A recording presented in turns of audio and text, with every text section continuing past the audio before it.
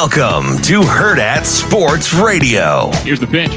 Pasquantino hits it high in the air, deep to right field. Perez onto the track at the fence. It's out of here. First pitch, 3-run homer. And 3 batters into the game. The Royals lead the Tigers 3-0. A swing and a drive. Deep right field. Away back. Gone.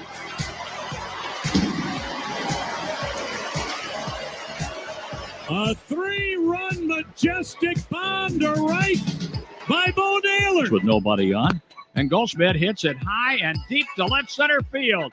This is way back and a gunner. A 2-out home run for Paul Goldschmidt. The Cardinals are on the board. Toppman waits. Helsley deals. Line drive. This is a base hit down the left field line. Cubs are going to walk it off. Swanson scores. Cubs win.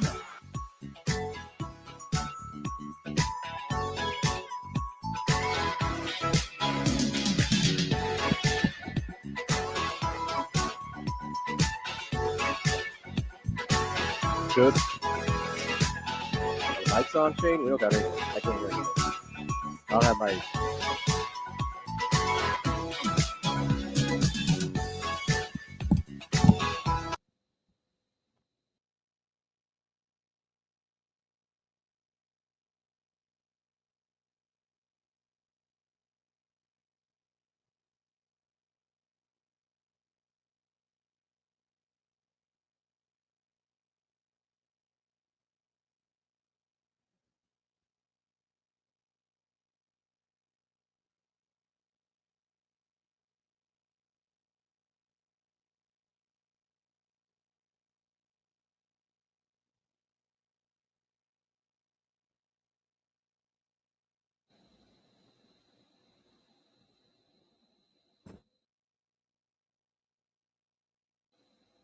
Shane, there we go.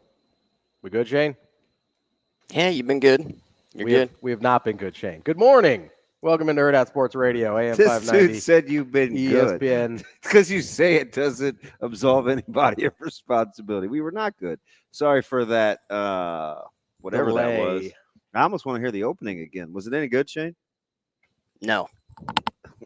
Cool. Welcome into Hurrdat Sports Radio, AM 590, ESPN Omaha, ESPN Tri-Cities. We're live on Twitter, Facebook, YouTube. We're just gonna chalk that up to Fun Friday. whatever happened yesterday. Hey, my man, Be Smooth. He was like, "Yep, I heard Ravi." I wasn't gonna say anything because you just know how I am. Yeah. So I was just gonna wait and chill. I mean, yeah. Here we are. We're here. It's fine. Everything's fine.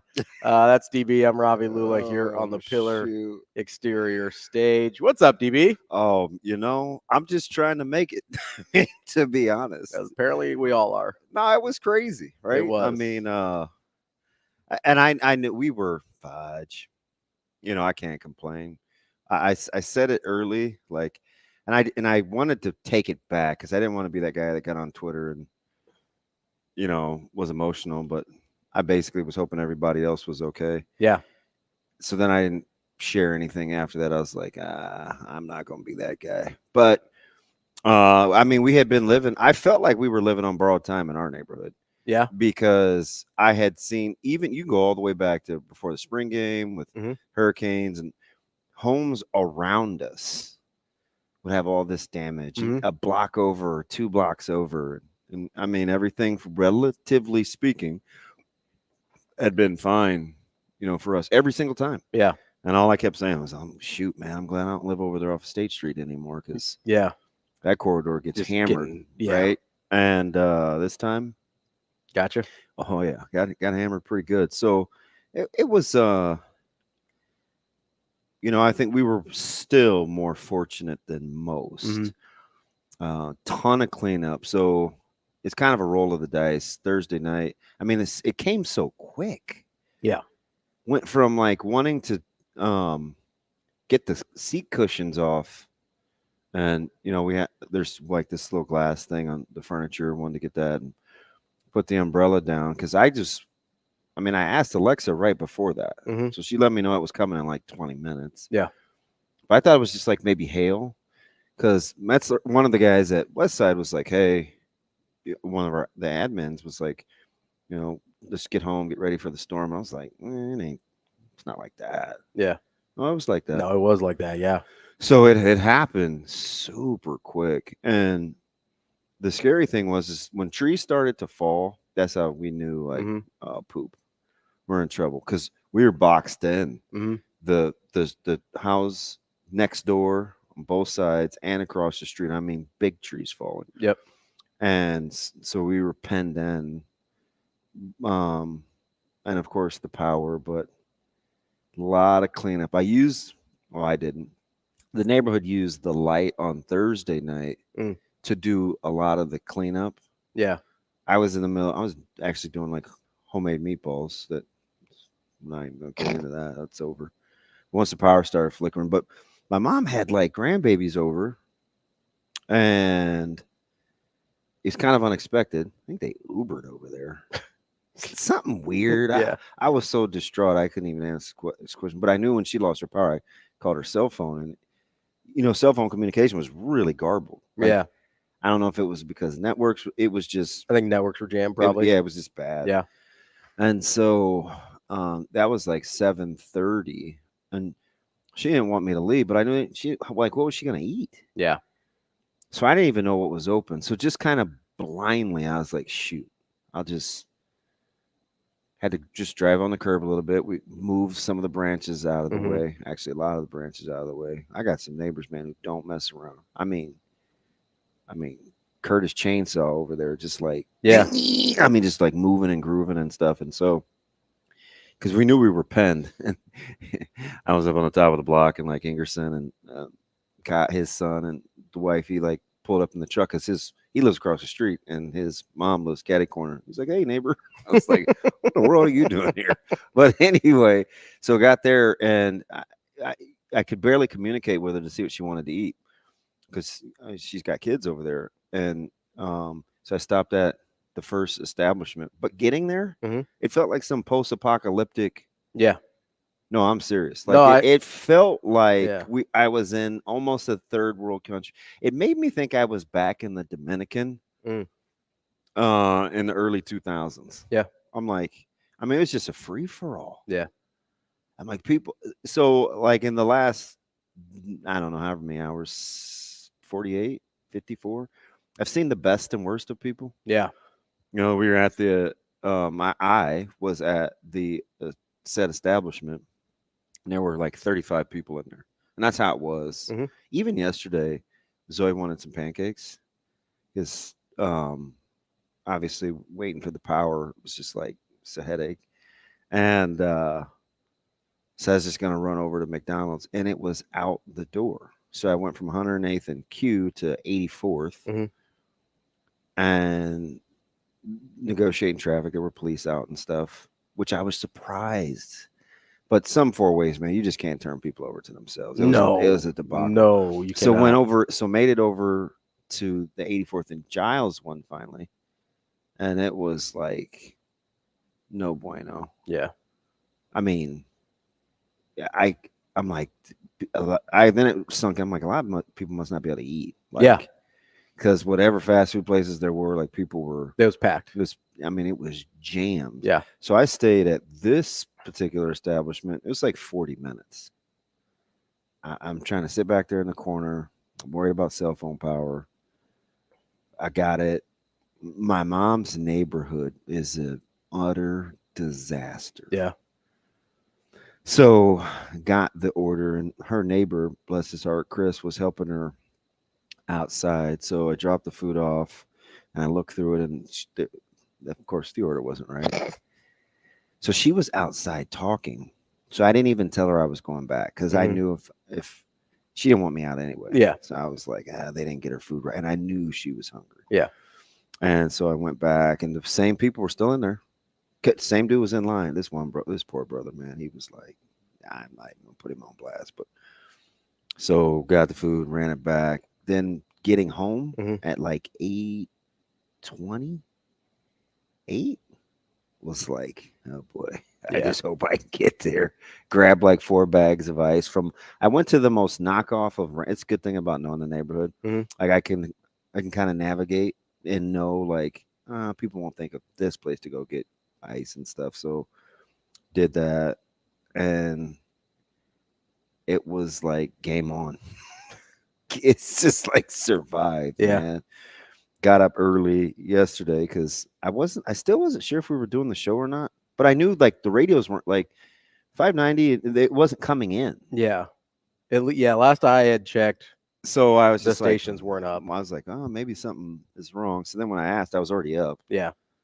So I tried not to turn on anything that had power, but I did use the blower yesterday morning to get rid of some of the leaves and stuff. But then it was just like wait for the power, and whoever needs to come over. Like we were seriously, whoever wanted to come over could.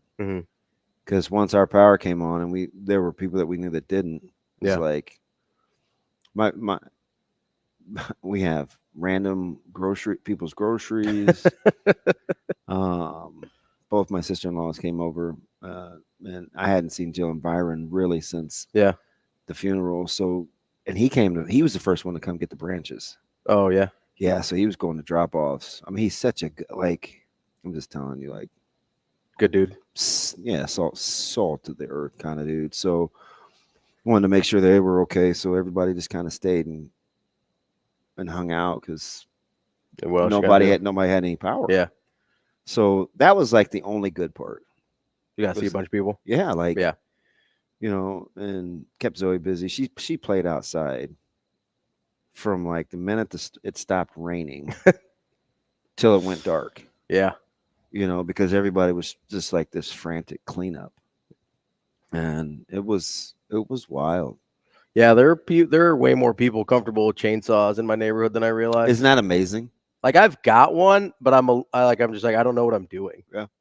And so I think I have a buddy that's going to come over and help me out with it. But I did. So my front yard, I was out there all day yesterday, basically cleaning up. My backyard requires a professional. Like it is like I think I've got a huge tree back there. I think it's gonna have to come down because it basically drops a giant limb every time we have one of these. And this time about like half the tree came down. And I was like, yeah, I think we're done here. Luckily, it tends to go out of its way not to hit anything important. Like fence was fine. Deck Fortunate, was fine. the lady directly across the street from me. Yeah, her tree is on her roof, and she is so kind. Like I'm just like, oh, but I'll show you. It's amazing. But keep going. Yeah, it's so I think and it had one of those. The straight it had issues in the past because when we bought it, sometimes they'll use a cable to kind of keep some of the larger limbs sort of packed in a little bit better and connected to each other so it doesn't land on your house. That the cable snapped yesterday or 2 days ago, whenever it was. So yeah, I think that thing is gonna be done dealing. Hey, this is kind of a weird question because Shano, you're self-contained, but you could obviously did your house heat up or did the complex heat up? It was very hot. Yeah. Because you can't get to your garage to hit the electrical thing, right? Right. So you're at the mercy of needing power in your garage. Right. Because we went in through the house and you can pull the thing down and get out. That's what we did. Well, that's why I was thinking I was going to have to charge my phone. Yeah. And I was obviously mad at Zoe because we have 54 flashlights in our house, but they're all somewhere in her room because she uses them as toys. She sleeps with 4 of them. And it's like, this little girl, man, so I found an itty bitty one. But would you rather go, so either on accident or because I didn't do my due diligence, both these things I've had both no power and no water. Would you prefer no power or no water? I think no water. I give me power every day that ends in water. Yeah, my wife's the same way because she's like you, where she's like obsessive about showering. Like I shower every day, but it's not. I need water. It's not like a compulsion for me. If I'm like just trying to have either water or whatever, like I'll go buy whatever I need to for consumption purposes, and then like I can be grimy for a couple days and I'll be fine. I don't like it, but I'm not like it will drive my wife crazy. So I could probably do with the temps in the house. Obviously, the food would bug me. Mine's the dogs. Like I just worry about my dogs getting too hot, and so I will choose making sure they're at a safe temperature, and like I'll go buy their water Because like I was at the point yesterday, I'm late afternoon before I get my power back, and I know like Steven's 36 hours without power. I know there's people had it worse. Yeah, oh for sure, Yeah. yeah. So, but I'm late afternoon by the time I get power yesterday, and I'm thinking like, okay, do I go out and try and buy like a little mini generator so I can just get, because I've got a portable AC unit that I'm like, okay, if I just hook this up in one room so I can keep my dogs cool. Like, so I'm trying to figure that kind of stuff out on the fly yesterday. And then, So my man Les was fully prepared on Yeah. Thursday night when I got home. He had an extra generator. He's like, hey, I'll be over in the morning. Yeah. And I was like, these people, he's like, it's a gas one and it hooks. I said, I'm like, hey, I don't have any idea what I'm doing. Yeah, I don't either. That's kind of why I don't know how this is gonna work, but that's why I didn't end up doing it, because I don't really know what I'm doing. But he's like, hey, I can come over. I think he said either his brother or his neighbor. He's like, we'll get you up and running. And I was just like, it's a shame what I don't know what to do. But I wonder how many people just on a, what do you call it, impulse buy, ran out and got generators. Yeah. I mean, I was about to. Like, if I had a better idea of how to make it work, because I know some of them, Shane, I know you can get me in. I'm still backstage for whatever reason. I know the smaller ones, you can like plug stuff directly in or whatever. So that's probably what I was going to get. But like, I don't really know how kind of the whole home gas ones work a little bit. I probably do need to look into that, because yesterday, because I also have like medical stuff too, right? Like, yeah, it broke my heart when I asked. I was just checking on you, and you're like, "Oh, just running out to my vehicle to charge my pump." And I was like, "Oh boy, we better get him over here." Yeah, it was like I had, I've got options in terms of trying to make that work, but then, like insulin needs to be refrigerated and stuff like that too. So, and luckily we were we were fine on our fridge and stuff. Like you keep it closed and it stays cold for a pretty long time. I didn't open it one time. Yeah. We had bottles of water, or I already keep a cooler inside just because I like for stuff to have come out of the ice. So it's weird. Like you can come over right now and there's a cooler in the corner that looks like it's supposed to be there, and it just has miscellaneous drinks in it. Yeah. Sometimes I put it on the back deck. Sometimes it's in the kitchen. But so put a couple more waters in there, handed out some bags of ice to the neighbors, and stocked the other one. And I was straight. Yeah, I didn't open neither and I had just got good. I just was at Fairway the day before, or that morning. Yeah. Yeah, our freezer and fridge were fine. I opened it up after power came back on, and like the ice hadn't even started to melt together yet or anything. So that's amazing. Yeah, I was thrilled. So I was like, okay, if the ice is cool, then all my other stuff is fine. Yeah. So that was, but that, yeah. So like, I probably need to get a backup generator just for medical purposes. I drove to the Ace yesterday morning early, well, as soon as it opened, which, again, police navigating the 96th and it's either Harrison or Giles. I get them confused. Which one's northernmost? Harrison. Harrison's further north than Giles. And like that four-way, but it was the day night before was a debacle because I was looking for something to eat. This Echo is fantastic. Jiminy Christmas. You couldn't get in the doors at the hardware store. Yeah. But there were people, like the electric doors didn't open, but they let some people like standing in another part of another entrance, but it was dark. Oh. So they clearly didn't have power. Yeah. And I just wondered if they were like going to do some, like, was it a cash transaction? If it was an emergency? Or, yeah. But there were like 7 or 8 people in line, and I certainly wasn't. Yeah. I was like, I'll get a rake later. But yeah. No, I actually ended up asking Josie. I was like, can I use your rake? Say, if you guys coming over anyway. Yeah. She brought her vacuum too. Like, and she could have a good time at a funeral. Like, her personality is very, very glass half full. And I wondered what was going on at the hardware store. Yeah. But I didn't have this, some people weren't in the mood and everybody was stressed. I wanted to say, like, how's it going to work? No, you know what my first thing was going to be? That I'll just say it. Yeah. I was like, so is this where we go in? But I knew the guy in front of me probably would have been like, yeah, what do you think we're doing? Yeah. It wasn't a time for it just felt tense. Yeah, for sure. And it wasn't a time for small talk. So I walked back to the car, went home. Swear I never said a word. You're just like, nah, I'm we're just good. like, I wonder, are you letting people in one at a time? Because it was dark. Yeah. And one of the places that I tried to get food from, because the family hadn't eaten Thursday night, like at all. And it's like 9:00. And so I ran over to a place that was, let's just say it's over in kind of Terra Hills. Like, do you know where the city pub is over off the landing? And it was packed. So I tried to get a to-go order. And I was just making small talk with the manager about the night. And they're like, well, we only lost power for, I think she said 10 minutes. But it reset the whole system. Oh, yeah. So it screwed up the So really that 10 minutes put them behind like hours. Yeah, for sure.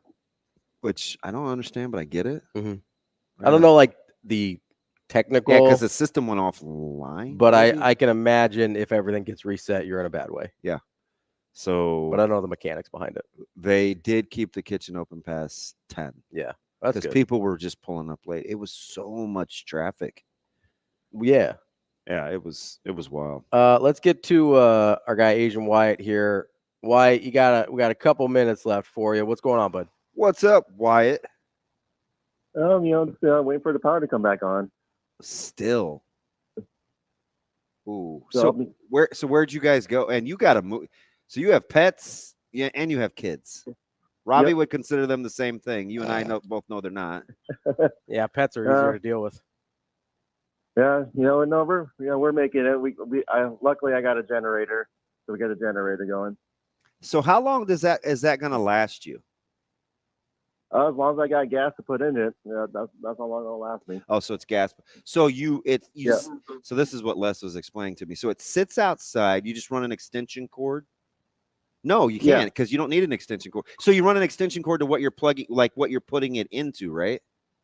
Yeah. So we got two extension cords going to the fridge and one to the freezer, and then we'll just occasionally unplug it if we need something else plugged in for a little bit. Oh, so that's how you do your phone. Yeah. So we got a little portable battery charger. So I'll plug that in and charge that up every now and then, and giving it plug our devices in there. Even my mom knew to charge her phone through her iPad. I would have never have thought of that. Right. I charge mine on my laptop. I had no idea that was even a thing. I'm like, how does she? But my sister have had to told her. There's no way. But anyway. But talking about like no power, no water. Back when we used to live on the river, on the Elkhorn River, we were on well water, and one time the power went out for 5 days for us. And because we're on well water, our water wasn't working either. But that was a rough time without water for 5 days and power without 5 days. Yeah, that's brutal. That's oof. Yeah, my buddy JB in KC, his parents live by me, and he said OPPD is telling him sometime next week. His mom's hanging out at the library. My other St. Louis Jordan said he was at Lowe's, and they they had 150 generators. They sold them all. Oh yeah, I have no doubt that if you didn't have a generator by 7 a.m., you're out of luck. All right, Wyatt. Good luck. You need anything? Let me know, Wyatt.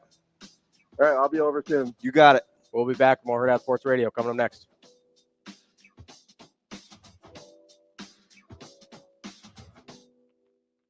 We will be back. We will be back.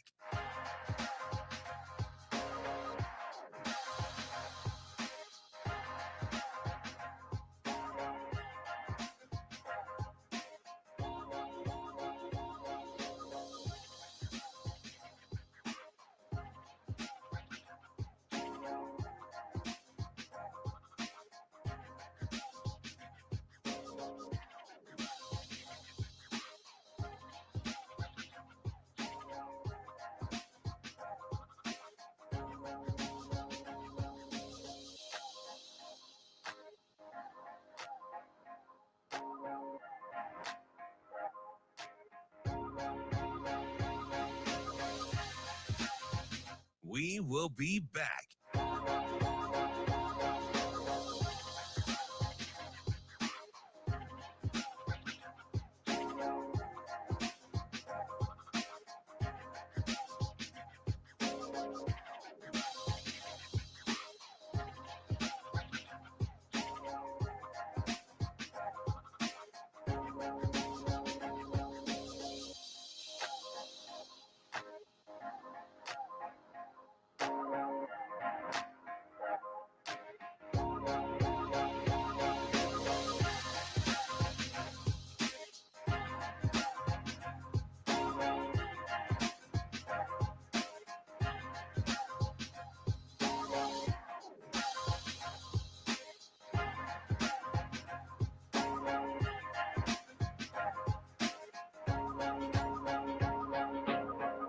We will be back.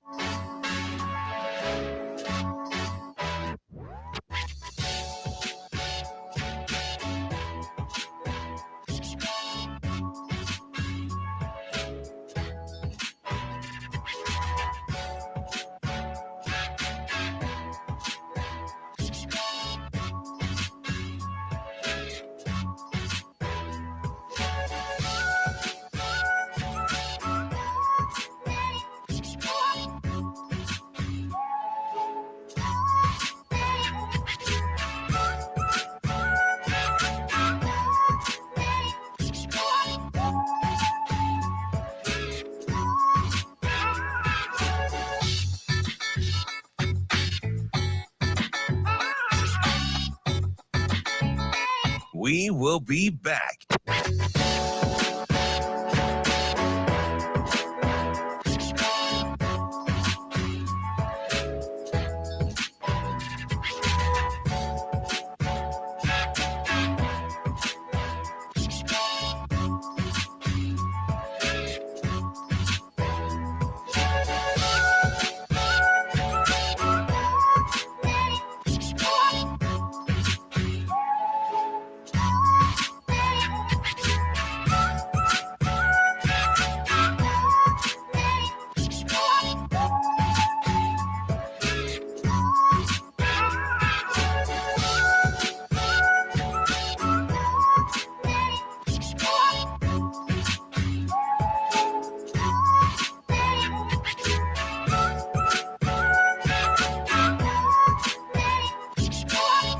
We will be back.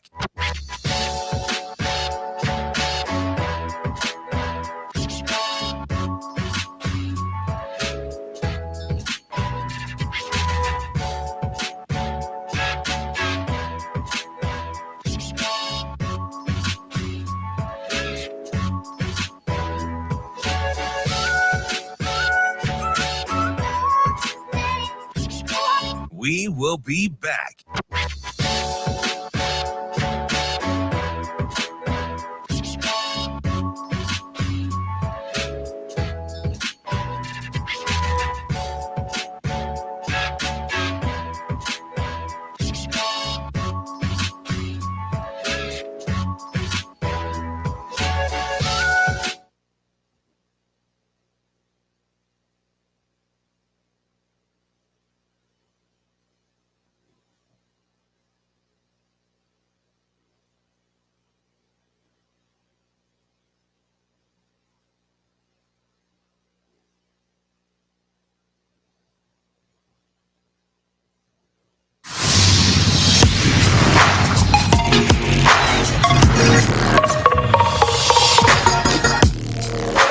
You're listening to Hurrdat Sports Radio.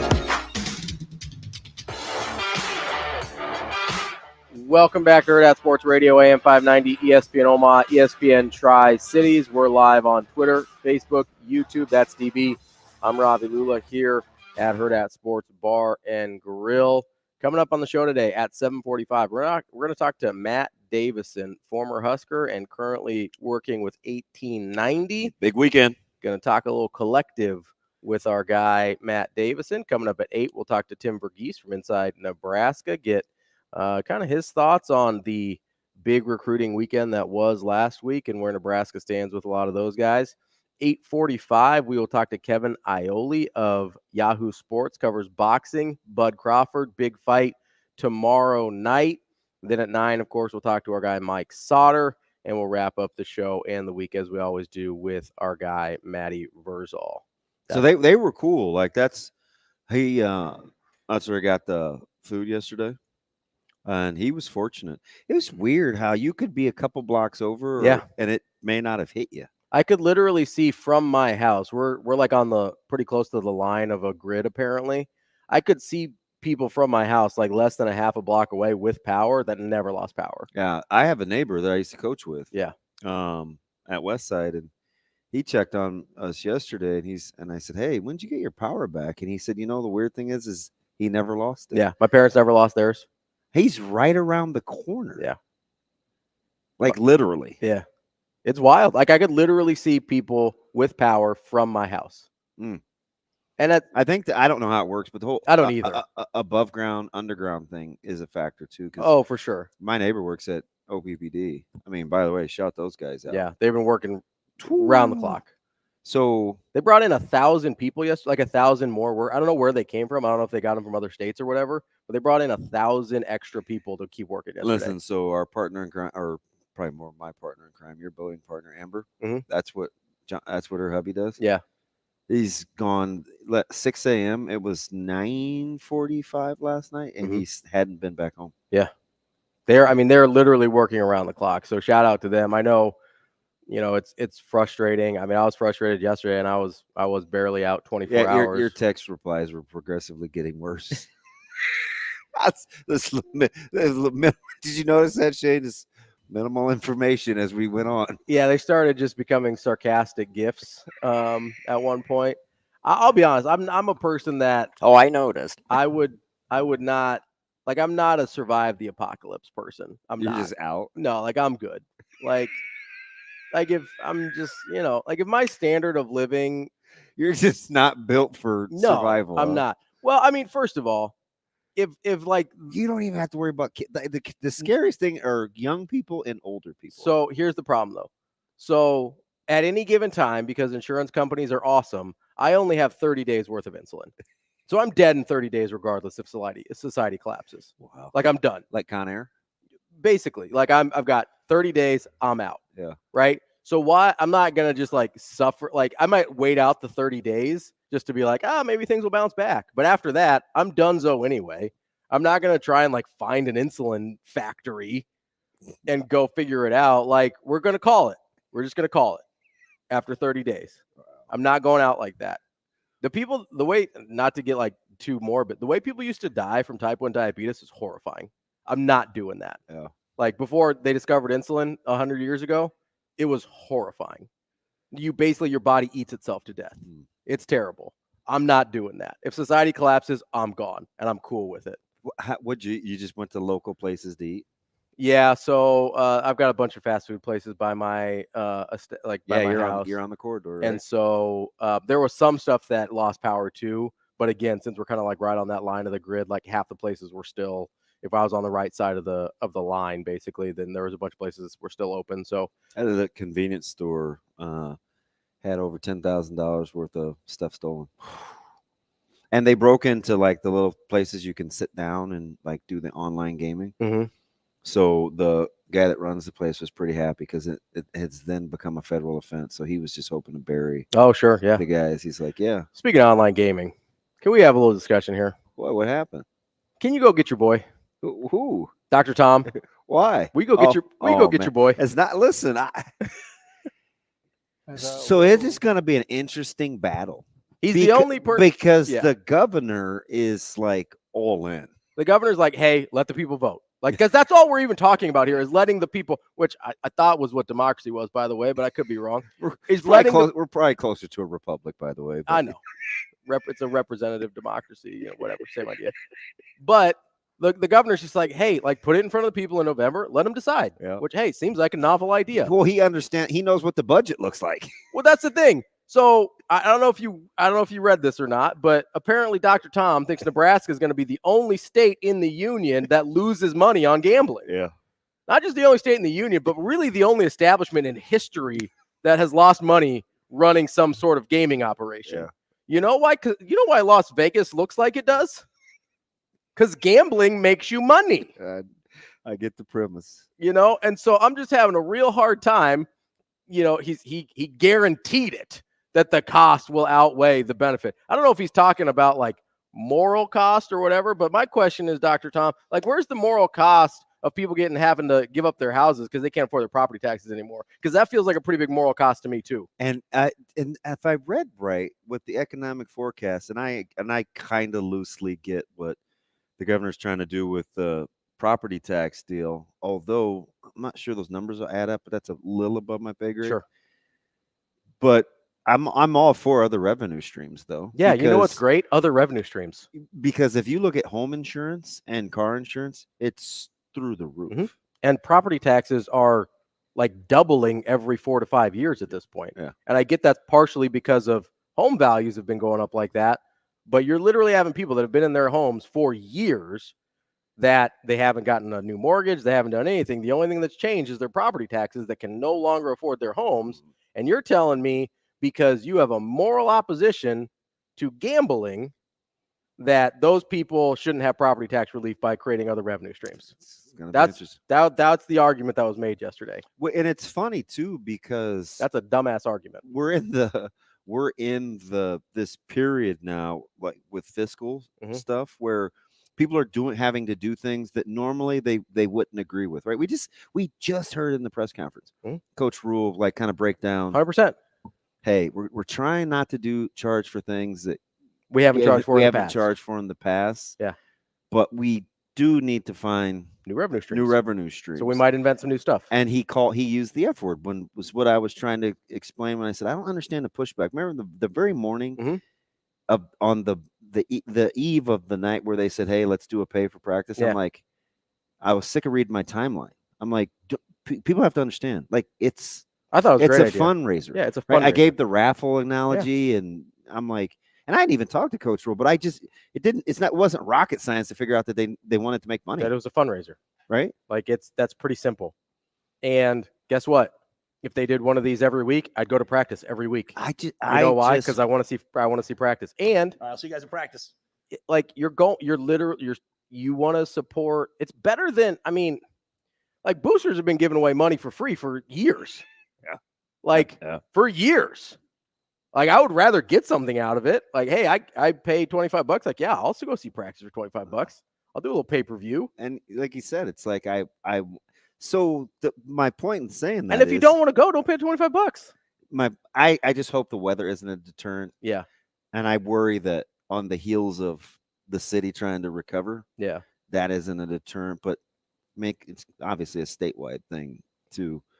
But having said all that, it's like, it's uncomfortable times. Yeah. Like you have to kind of do some things that maybe you wouldn't normally do. Yeah. And guess what? It's things that Nebraska's pretty far down the line in. We've seen this play out other places. And guess what? Everything's fine. Like, gambling has not been the end of sports as we know it. It has not been the end of collegiate athletics as we know it. And I know they're like, oh, but look at all these people that have been caught. It's like, yes, if it wasn't legal, they wouldn't have been caught. That's the great fallacy here, is they think legal gambling encourages people to gamble. It's like, no, it encourages people who are doing shady things to get caught, because now you have a paper trail.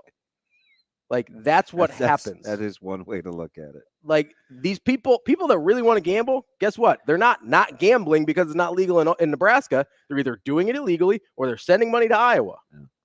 So I would prefer not to send our money to Iowa. Let's keep the money right here and go ahead and make it legal. That just fit your mood, right? You're already kind of in a bad mood. Oh, I'm in a bad mood about a lot of stuff today. I don't know if we're going to get to the other thing, because I don't know if I want to open that can of worms, but people are out here being idiots this week. Like, bad. What are we talking about? Wow, the head. Hey. We're talking to Matt Davison coming up next here on Hurrdat Sports Radio from 1890 about color me curious new streams of revenue. My point is, most things are a lot more complicated than we want to give it credit to, but because our little pea brains can't handle ambiguity, we want to make it black and white, and we end up demonizing people that didn't do anything wrong. That's what we're on today. All right. Matt Davison coming up next here on Hurrdat Sports Radio.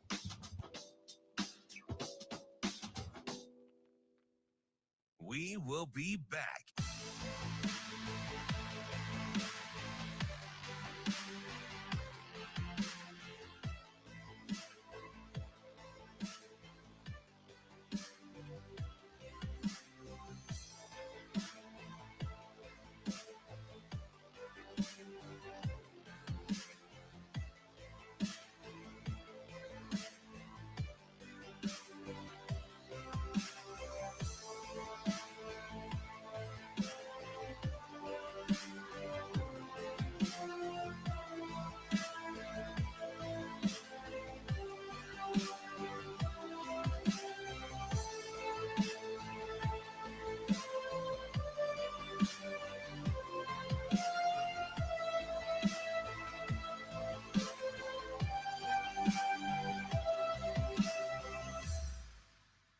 We will be back.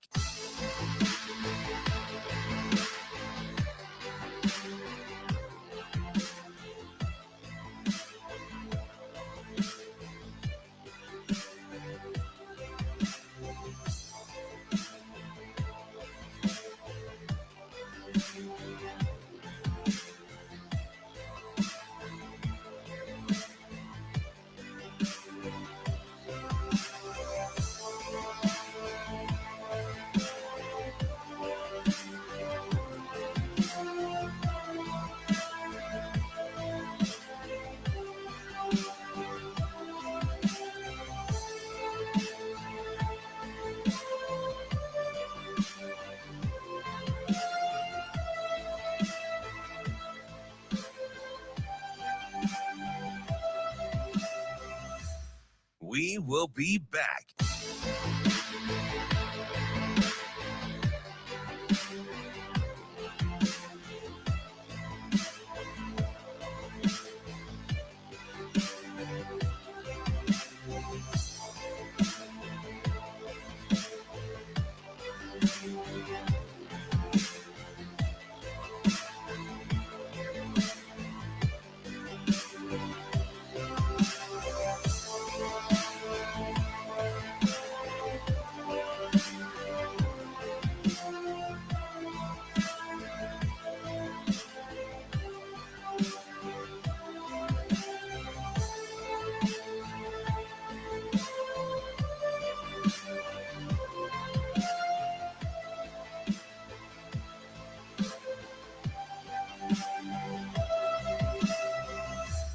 We will be back.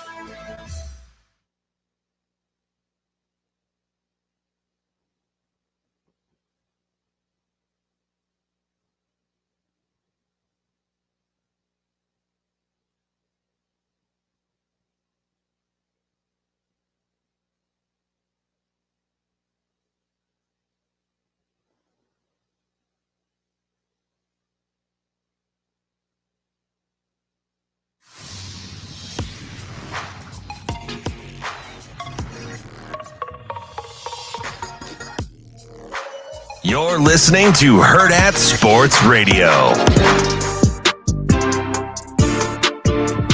Wrapping up hour number one here on Hurrdat Sports Radio, AM 590, ESPN Omaha, ESPN Tri-Cities. We're live on Twitter, Facebook, YouTube. That's DB. I'm Ravi Lulla here at Hurrdat Sports Bar and Grill. We are joined now by Matt Davison, former Husker, and now with 1890, the initiative that's helping out Nebraska athletics in this era of NIL. Matt, how are you this morning?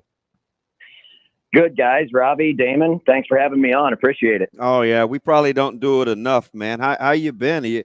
It's a forever changing landscape, man. But you guys, you're finding a way to stay ahead, man. I love it.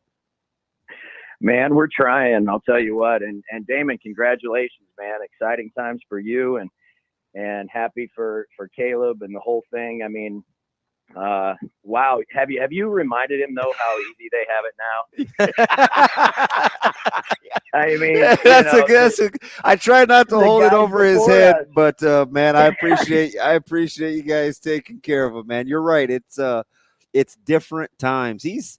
They're talking about things like putting away money for retirement accounts, and I'm thinking, we were just trying to figure out if you could find the right roommate to keep the cost down. Remember those days? I mean, oh yeah. How do 4 guys split a medium pizza? Yep. I mean, it was tough, man. I mean, we were on salt tablets too. I mean, no water, 2-a-days. These guys 1 a day. They have all the stuff. I mean, shoot, but it's good, man. Gosh dang, it's exciting times. We remember the first week of camp, all the years we went through, and they're working hard and getting ready for a good season upcoming. It's cool too, right? Because Coach Rule said this the other day in the presser, and you'll get this. You're almost excited for that first day, even though you know it's work, because it's way better than the conditioning and what leads up to it during those summer workouts, right? It's finally like, all right, man, I just want to put this to good use and see how good a shape I'm in, because that other stuff sucks. No doubt about it, man. And in football, there's only 12 times, right? You hope there's 13 or 14 or 15 now, but I mean, there's so many workouts, so many early days and tough workouts and changing your body, doing the things to get ready. And, now you have 30 days or so to get ready for that first one. And I love the schedule this year. I like starting out at home and hopefully get some momentum early. And I'm just pumped for these guys. I know they've worked hard. We've seen the changes in the team, and there's been some great additions, and there's been some great strides made by guys that have been in the program for a long time. And just really excited for Coach Rule and the guys on the team. Yeah, break it down for us, right? Big day tomorrow. I love the idea. But it takes some collaboration. Everybody's got to be on the same page. You guys, athletic director Troy Dannon, Coach Rule, pretty cool idea.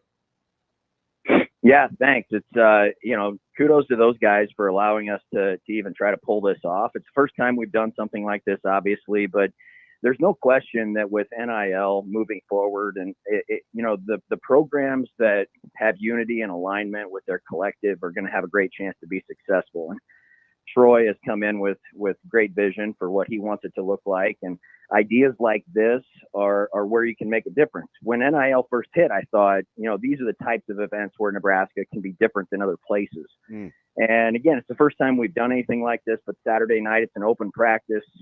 Tickets are $25, huskers.com/tickets. Bring your friends and family, come out and watch the team practice.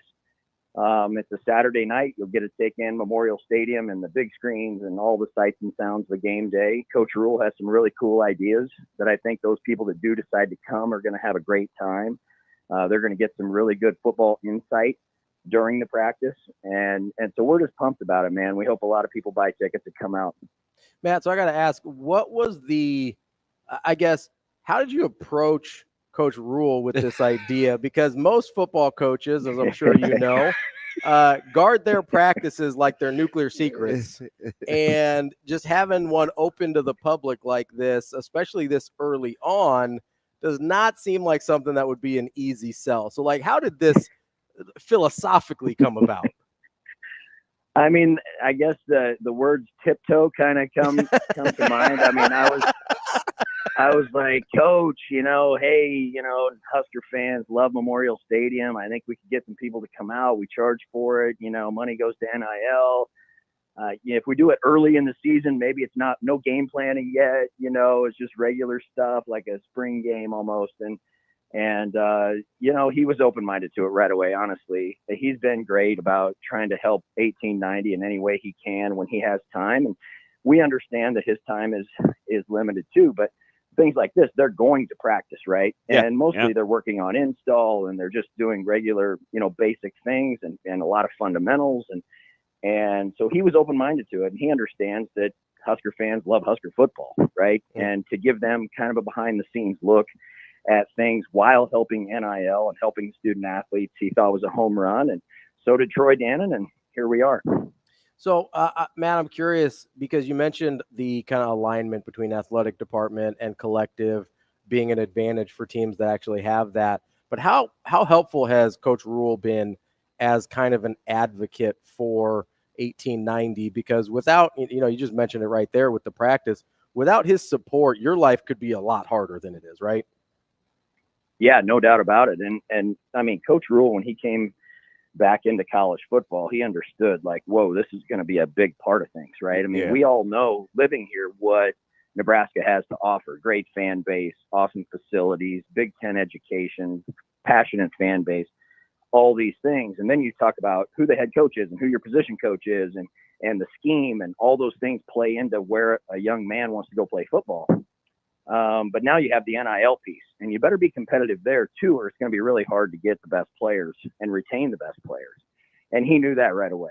And so, he's been awesome. His communication is unbelievable with us, with recruits. Everybody sees how smooth he is and how he handles an enormous job, and he makes it look easy most of the time. And that's been my experience too. And so we're lucky to have a head coach here that embraces it. I know there's still some that maybe don't feel great about it, but it is here to stay, and you better be good at it if you want to win. Yeah, and I like the fact, because I, just talking with you and kind of what the visions are and how far and how fast you guys have had to kind of morph into these different roles, right? Of 501c3 versus not 501c versus donations now can go to NIL, and you can get a tax to, you guys stay on it, always trying to be flexible. And I like the fact that, like, Troy Dana and Coach Rule, it's like, it may not be like this in a month, but you don't allow it to, like, not be productive. It's like, okay, if we can do this for a month, let's do blank for a month. If we need to change later, we can change. Like, you need like-minded folks to be able to be as current and malleable or flexible as you guys are. Yeah, it's a good point, man. And it's so true. I mean, there's been so many changes since we started this company a couple of years ago. And like any other startup, you have things you're still figuring out, right? And with the laws changing and state laws and the national landscape, there's a lot to deal with. But you're right. I mean, we're lucky because we have Sandhills Global that owns us. And so we have tremendous resources at 1890 that a lot of collectives do not have, right? I mean, we have 6 employees here, but we have another 12 to 15 people at Sandhills that are working on 1890 every day. So we have resources with legal teams and accounting and web design and our merch store, all those things.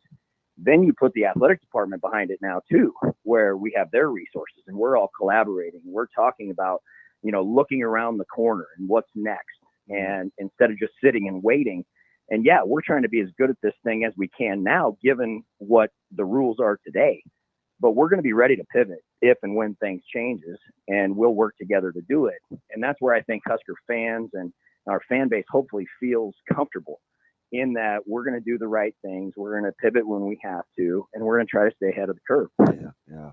So, Matt, you mentioned, and I'm sure it is not lost on you, having that legal team at Sandhills Global is going to be really important as you figure out what exactly the rules are with the NCAA versus House settlement. And have you started, I mean, I'm sure you've started digging into that, but have you started kind of figuring out okay, if all these proposed changes happen that are in this settlement, what does 1890 start to look like as these things get implemented a year from now? Or is it just kind of like DB said, hey, we're taking it day by day and figuring it out as we go? Yeah, I mean, I would say I think about it in my truck, laying in bed at night, over lunch. I mean, it's just, and anybody that tells you that they think they know what's going to happen is probably not telling the truth. I mean, we're preparing for a lot of different scenarios and what this could look like, but we're going to be ready for it. That's the bottom line. And 1890 cannot be successful without our fans. Yeah. And so the ones that have helped us, thank you. And those that are thinking about helping, go to our website, 1890nebraska.com. We try to make it as easy as we can to get involved to help us, because the bottom line is if we don't get contributions in the door, then we're not much of an NIL company to begin with. So we can have all these people in place, and we can have, awesome processes and all of these things. But unless we're raising money, it really doesn't matter. And so we're lucky here at Nebraska. We have great people that want to help our teams. And so that gives me comfort as I'm thinking about what it looks like down the road, knowing that whatever comes our way, I think because of the unity we have now with the athletic department and the fan base we have, I think we're going to be ready for it. Yeah, looking forward to it, man. I appreciate you a ton, and the time too. I'm hoping for a big day tomorrow, man. I usually get a chance to run into you down there, so I'm hoping to go about 4 for my last 4.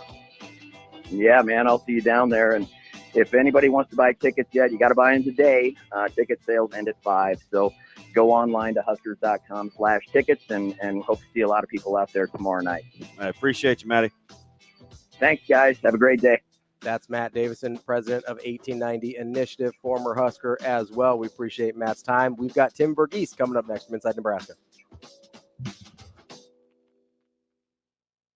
We will be back.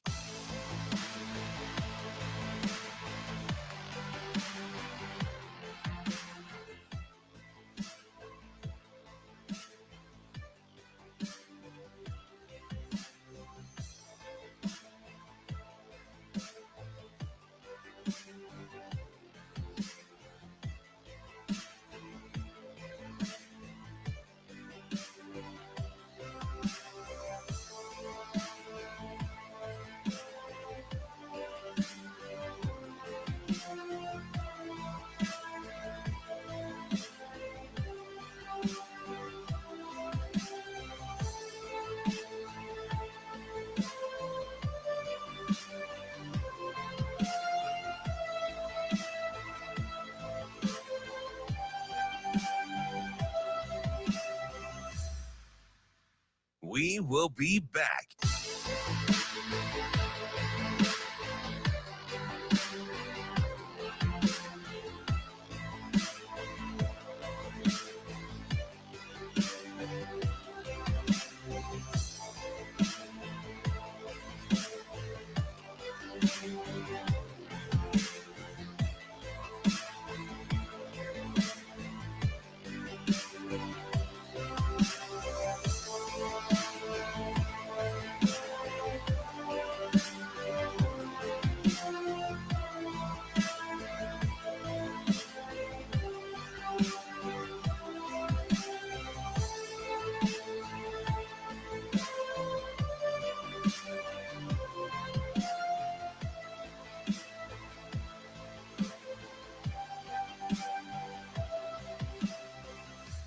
We will be back.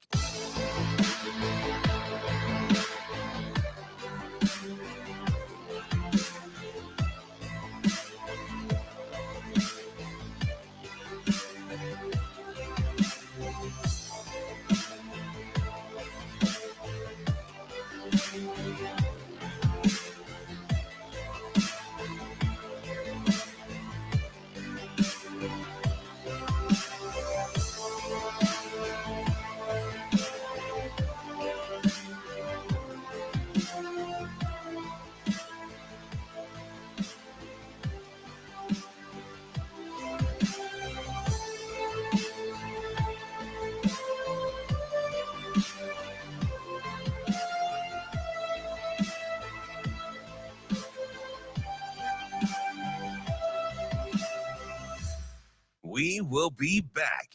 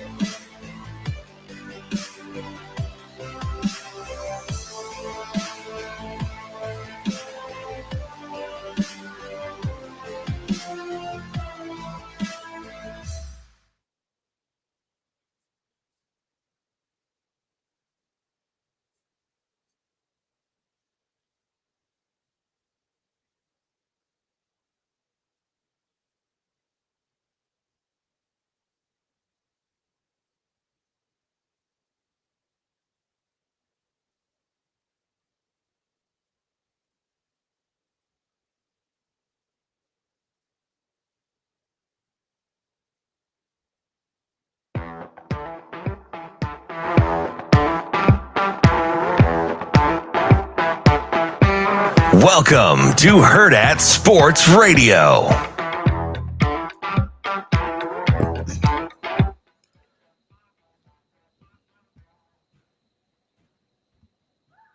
Kicking off hour number 2 here on Hurrdat Sports Radio, AM 590, ESPN Omaha, ESPN Tri-Cities. We're live on Twitter, Facebook, YouTube. That's DB.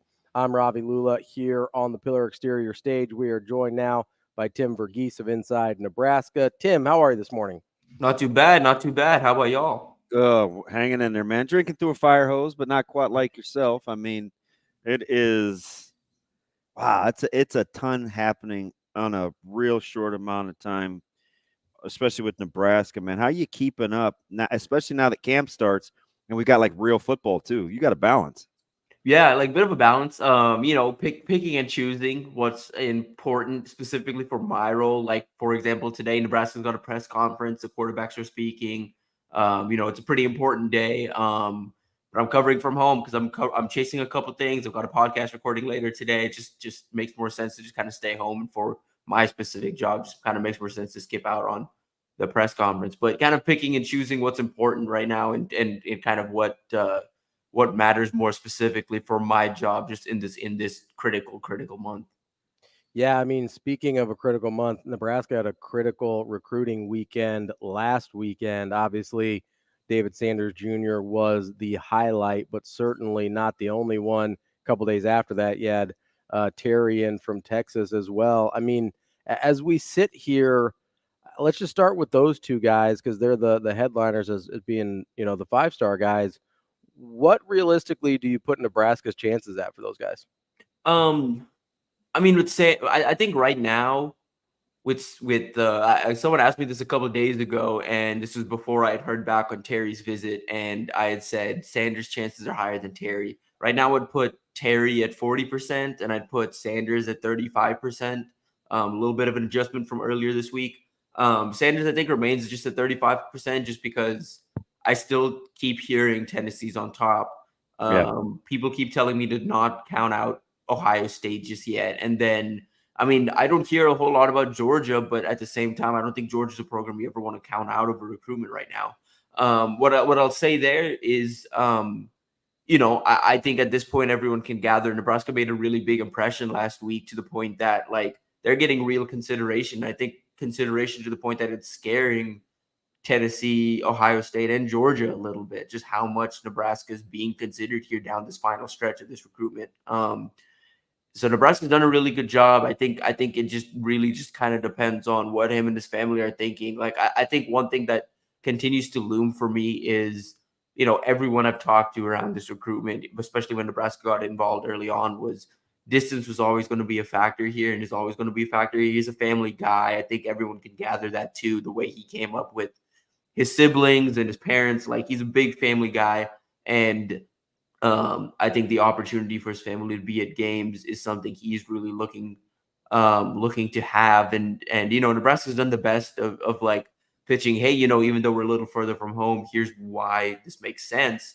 I still think that proximity to home kind of looms. And like, when it's a decision as close as this, I kind of feel like that's something that's going to end up coming out on top is, hey, I can play 6 hours from home instead of 12 to 15, With Terry on the other side, it's a little. I think it's coming down to Texas and Nebraska. I think this recruitment's kind of swung back into what it was in the spring, where if he's going to leave the state, it's going to be for Nebraska. But it's going to be hard to overcome just his fondness for Texas, the proximity to home, everything that Texas kind of has to offer him specifically, and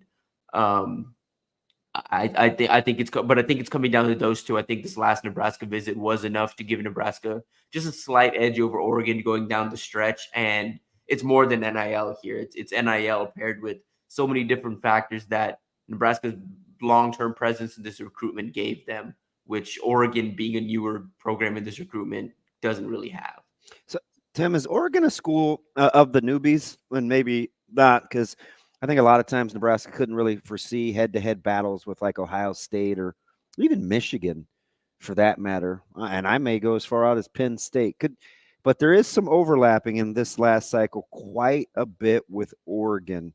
Coincidence, part of the cycle that kind of can be cyclical, no pun intended there. Or do you think Oregon is a team, the way that Lanning likes to recruit, that you could, and now being in the same conference, that you could see showing up in some Nebraska discussions? Oh, absolutely. I mean, Dan kind of Lanning, weird, isn't it, for a newbie? Like, right. We don't even have a ton of overlapping with like teams that we had been in the conference with. Right. I mean, the thing with Oregon is they kind of recruit in a way where they truly believe no prospect is off the board for them, just in the sense that, like, there's no area they won't go into. But I will say that two hotbeds for them right now, just because of coaching relationships and things, Dan Lanning really knows the Kansas City area real well. Like, he knows Kansas, he knows Missouri, he knows those two real well. You've seen him kind of establish and maintain a presence in Missouri, just in terms of like consistently offering guys and making a presence there. Obviously, they've got Mosey committed, but like that's not the only one. They've kind of maintained a presence in Missouri. They're going to continue doing that because of Dan Lanning's just background in that city. And then on the other side, their offensive coordinator, Will Stein, that's an awesome, like, he's from Texas. He coached at UTSA. He's got some strong relationships down in Texas. Those are two areas that Texas Nebraska and Oregon kind of overlap, is trying to establish themselves in Texas and again, like, trying to lock down Kansas City. So I think you're going to keep running into Oregon on the trail, and not just there. Like, again, Oregon they kind of believe and operate in that we can recruit where we want. They're pushing in the Midwest. I think you're going to see it in this 26 cycle. This Midwest group in 26 is really impressive. And Nebraska's involved with a lot of these guys, obviously, but Oregon's involved with a lot of these guys as well. And like when I say 26, I mean like there's specifically like tight ends, O-line, some D-line mid, and even some like corners and DBs like in the Midwest this upcoming cycle. It's kind of loaded in this region. We're talking with Tim Verghese of Inside Nebraska. Tim, you mentioned Mosey, the current Oregon commit. Obviously, his dad now on staff at Nebraska. How do you view his continued recruitment? I know a lot of people just expect him to flip because of the relationship there. But where are you at on that? Again, I think still holding. I think kind of feels like one of those matter of time situations at this point. But I mean, I know Oregon's obviously still having some dialogue. I would say one thing to keep an eye on is I wouldn't be surprised if a school like Missouri sees that, he's open to looking around and is circling back there as well, just being like, hey, the option isn't just Nebraska. Like, we're here too. Missouri pushed for a while before he committed to Oregon initially. So again, wouldn't be surprised if they kind of make a little run too. But at this point, it feels like a matter of time for Nebraska. And I think Nebraska kind of put themselves over the top this past weekend just with the pitch they had for him on what he'd look like in the offense, and just kind of made him feel again at home. Like, that's not been Nebraska's done a really good job of consistently make him feel comfortable on campus. And now having his dad there, I think that just only helps them. Like, UCF didn't recruit Isaiah when Jamar was there for a reason. I think they kind of had an inkling that Jamar was eventually going to head somewhere closer to home, and they knew kind of Isaiah wouldn't really go to UCF because that was a temporary spot for his dad. But Nebraska's not that type of situation for either of them. It's interesting because I know Ravi's such a Deion Sanders fan. I think he loves the fact that he can only coach his kids. Some kids don't like to be around their parents if they're coaches in that regard. Like if proximity was a thing when dad was in Kansas City, you'd think he may have already stayed closer, but he wanted to go to Oregon, obviously, for whatever those reasons are. Did you think it's just a foregone conclusion that he would come back and be with dad? Because I don't always get that impression between the two. It definitely wasn't a foregone conclusion, but I think the visit did enough to put them over the top just off the overall staff. Because the thing with him was like, it always felt like home at Nebraska beyond my dad being here. Like, it always felt like a family atmosphere. And then now having dad here only helps that. But then, on top of that, I do think more than anything, like, the role in the offense was something he was pitched on. And I think he's looking at the depth chart at Nebraska, and he's looking at the depth chart in Oregon, plus the recruiting class that Oregon has. They have the number 1 receiver in the country committed, the number 5 or 6 receiver in the country committed. Like, they've got a pretty loaded wide receiver room coming in. And of course, they're still after Michael Terry, just like Nebraska is. So I think he's looking at both of those and seeing like, okay, Nebraska's pitching me on seeing the field early. So is Oregon. What's more realistic? I feel like Nebraska is more realistic at this point. So, which is pretty impressive because Nebraska's young wide receiving core is pretty good. Yes. And but and that's not even counting Demetrius Bell. Right, exactly. And again, that is not to take away from who Nebraska has right now, who Nebraska's bringing in. I will say this too. Nebraska's currently got a wide receiver commit in Bryson Hayes from Mays, Kansas. Bryson can play. Yeah, the speedster. Like that's a guy that you look at Mosey and you're like, okay, this is a guy that kind of fits in the slot, does a lot of things you want to see in the slot. So is Bryson, and Bryson does a lot of those things at a very high level. Like I think he's a little underrated just because no one's really been out to see him at Mays. Last time people were out at Mays was when Avery Johnson was there, but that was when Bryson was a sophomore. So he wasn't really super featured in the offense, but we're going to get eyes on him this fall. Hopefully, kind of push for that rankings bump because that's one of the better slots in the country, in my opinion. Tim, we were talking about earlier Nebraska competing with Oregon for a lot of these recruits, and it reminded me of this conversation DB and I were having earlier.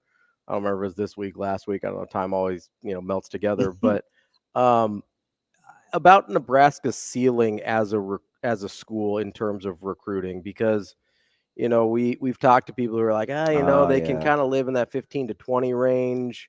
But then you look at, okay, that's not where Oregon's living, and they're going head to head with Oregon for a lot of these. And Nebraska hasn't even started to win yet. Like, as you kind of put together, you've kind of seen up close the way they recruit people. If Nebraska starts to win, what's their ceiling as a team recruiting, like in sort of team rankings, the way you guys do them? I think team rank. I think you can really push into at least competing for the top 10 or being just outside of the top 10 yearly if you start to string some wins together. I think it needs to be a combination of a couple of things, because think about what Nebraska has to offer on the trail. They've got, again, this is all before winning. You've got relationships. I think the staff, and this is not just like me saying this because I cover Nebraska. This is me talking to recruits across the country that are considering Nebraska and aren't considering Nebraska. Nebraska does as good of a job as anybody building and maintaining relationships. The guys feel comfortable at Nebraska. They feel like they've got a genuine relationship with the staff. They feel wanted at Nebraska. Nebraska does a good job of maintaining consistent communication. And then the facilities is something I think a lot of people are kind of understating on the recruiting trail. That's something that guys really look for. And again, I kept hearing it this week from guys that made it to campus the first time. They're like, oh, it reminded me of Oregon's facilities. Someone else said Texas A&M is the only other school that can really compare to what Nebraska has to offer from the facility standpoint. So this was a recruit that was coming off an Alabama visit. Like, he's telling me this, like, walking out of Alabama, and he's like, hey, Nebraska's facilities are up there with Texas A&M's and no one else's. Like, so I think guys are really impressed with the facilities Nebraska has to offer. Guys are really impressed with the relationships. They feel at home in Lincoln.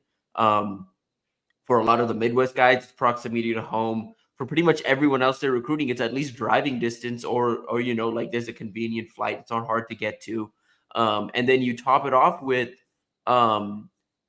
just the development opportunities. Like, Rule has that in his resume. Terrence Knighton has that in his resume. Like, a lot of these guys on staff, and it'll take a couple of years for them to truly build that at Nebraska specifically, but they have a resume they can point to and be like, hey, we have a track record of doing this, of finding talent and developing it.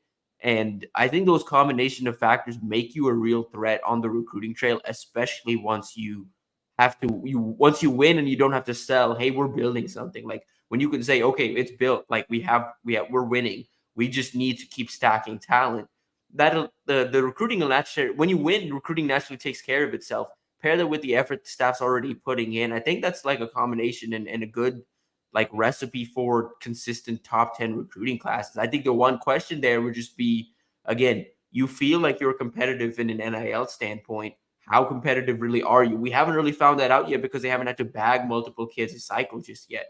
When you get to that point where you're recruiting top 10, you do have to do that. Like, unfortunately, that is the way it works, is to recruit at a very, very high level. You do have to outbid some other schools for multiple recruits. Nebraska has to prove they can do that with, 10, 15 guys in a class, not just 5 to 10 guys in a class. Right, so, Tim, let me ask you, because TV, inevitably the question I was posing to Ravi, and it was a fascinating back and forth. And I didn't think he was super crazy, especially with Nebraska's brand, because that's the one thing I don't think we talked about enough is they have a huge brand nationally. But somebody has to get jumped or hurdled. If you're going to move into a neighborhood, somebody's got to be coming out. When you look at teams, I'm just going to stay in the Big Ten with Michigan, Ohio State, obviously SC and Oregon. And I'm going to say Penn State, even though we did a composite dive last week. Penn State hasn't nearly recruited at as high a level as I thought. Certainly not as high as the equivalency of James Franklin's winning percentage. He wins a lot more games than he recruits in terms of talent, in my opinion. Who's most vulnerable to be ran down if you're going to kind of move into that neighborhood? Yeah, I think the funny thing with Penn State is they really spot recruit well, like you mentioned. I don't think they necessarily rank super high consistently, but you always think of them as a top school because they pretty much once or twice every year they land 1 or 2 5-stars that they just like really dial in on. Like, yeah, maybe that might be it. They do a really good job of dialing in on their guys, and yeah, I mean, but I will say, I think they're a little vulnerable to get run down. I think the Franklin era is getting a little stale, and they need to, kind of make that leap at some point. Otherwise, they're just kind of, kind of just spinning their tires. And obviously, I think Franklin's job is one that's under scrutiny pretty much every season, it feels like. Maybe does Michigan recruit as well as they're given credit for? It I'll doesn't. say It doesn't seem like it on paper. No, that's the thing under Harbaugh. And again, I covered them under Harbaugh. Like the frustrating thing with Jim Harbaugh's Michigan was they never got involved with the recruitments they probably should have. That is changing though now. Like you look at the guys Sharon Moore is involved in themselves with, the guys they're getting on campus now.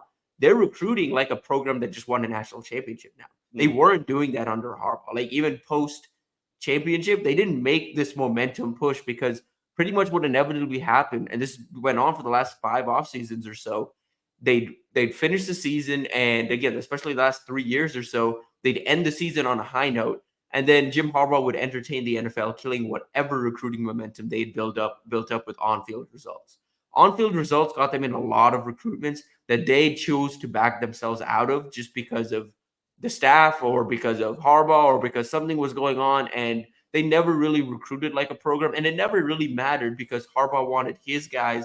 They felt they could develop at a high level, but they don't have those like developers in the room anymore. Now they're at a point where, okay, we are a big national brand. Okay, we can be a little looser on the recruiting trail. We can play in the NIL pit a little more, and I think that's helping them a little bit. So they're recruiting at a higher level, but I think the question with them now is, can they maintain the success they had under Harbaugh? Because if that doesn't happen, I think they lend themselves vulnerable to getting run down a little bit. I'd also add USC in there, because I think Lincoln Riley needs to prove it. Like post coming out of the Caleb Williams era, and I also think they're making some weird decisions on the recruiting trail. Like they are trying to make Georgia a hotbed for them, and I don't really get why. Like I get Georgia has a lot of talent. I get you have relationships there, but it's really tough to sell coming all the way across the country year after year when you're not going to play anywhere close to Georgia on any road games. Also, Georgia has Georgia in it as right. well. Exactly. No, I mean, on top of all of that, it's like, yes, you're going into a state that like Alabama and Auburn and Florida and LSU and Texas, like everyone's trying to recruit that state, and you're the one that's furthest away with, especially because what they're trying to do is they're focusing on the defensive side of the ball too. You have the least to offer on that side too. You don't have like a track record of success on the defensive side of the ball to go sell. We have a new coaching staff on the defensive side of the ball to sell. And, if you get results this year, you potentially have that to sell. But again, you're not overcoming Georgia and Georgia. You're not overcoming Florida, not overcoming Bama. Like, come on.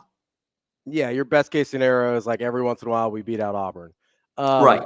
The question for me with Nebraska is, can I make the argument that because Nebraska's always sort of had to recruit nationally just because of their location and the population, that they're actually set up better to recruit at a high level than if they do start winning than they were to kind of recruit at that mid-level, because regionally there's just not, in state there hasn't typically been that same level of talent. Like they've had to have these relationships nationally, so it kind of sets them up well to recruit at a national level. Can I make that argument to you?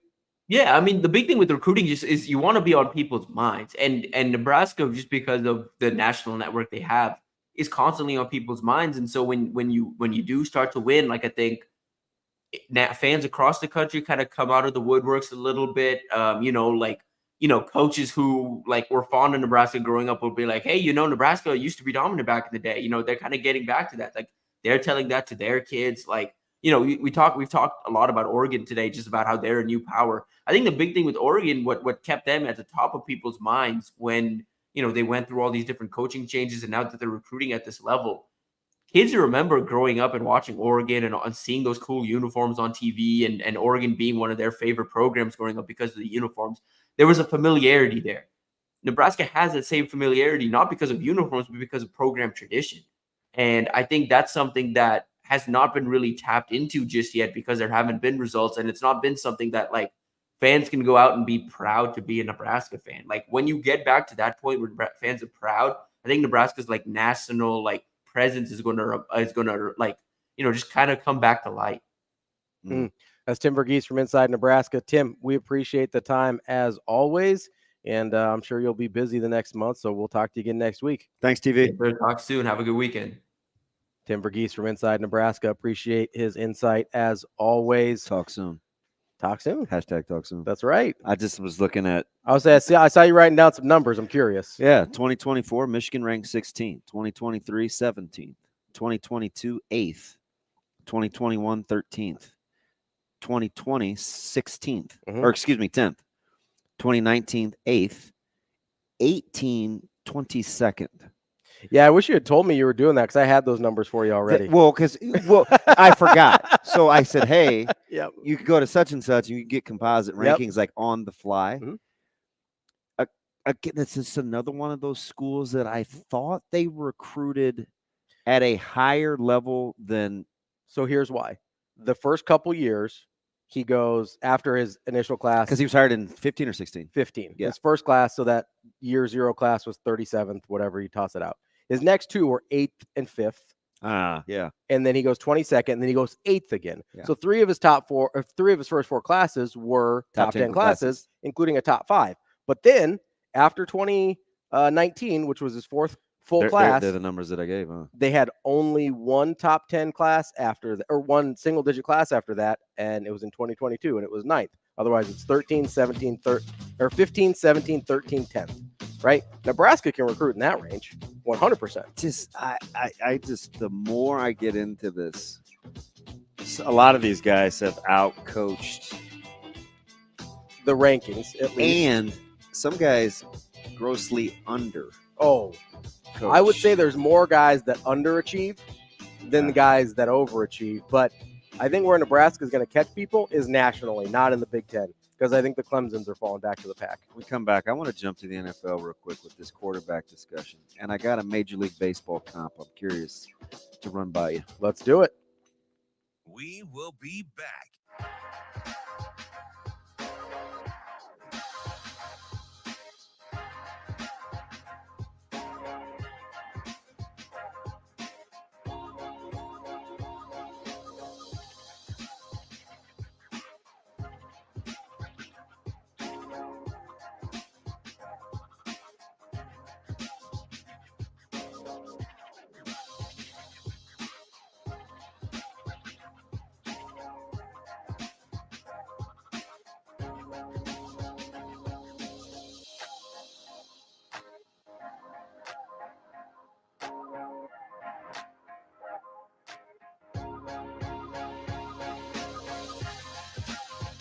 We will be back.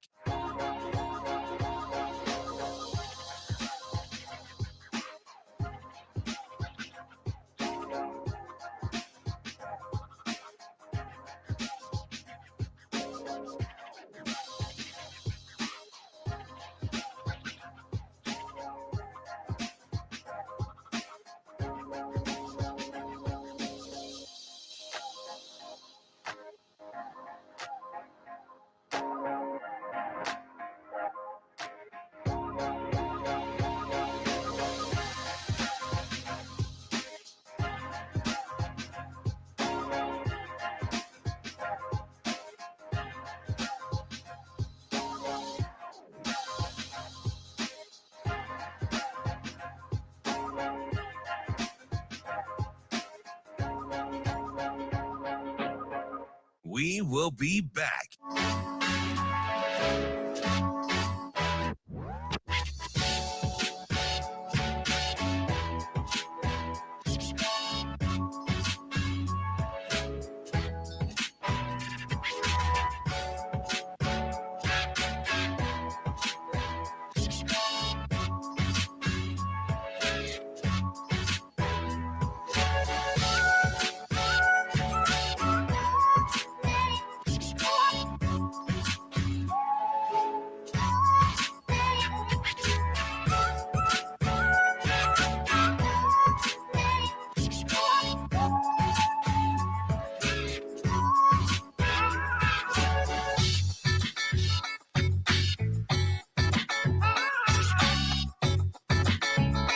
We will be back.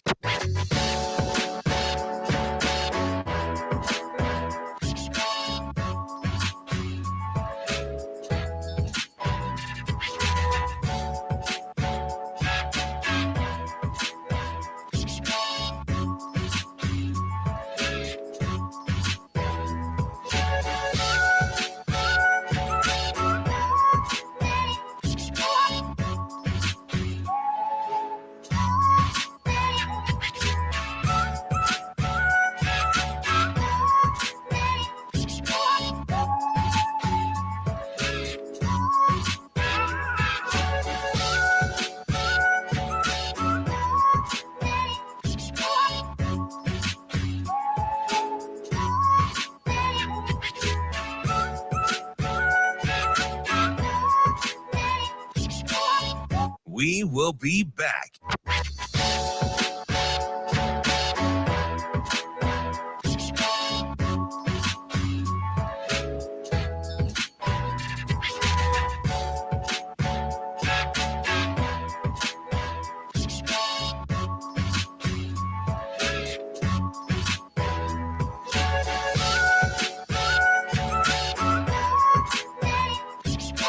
We will be back.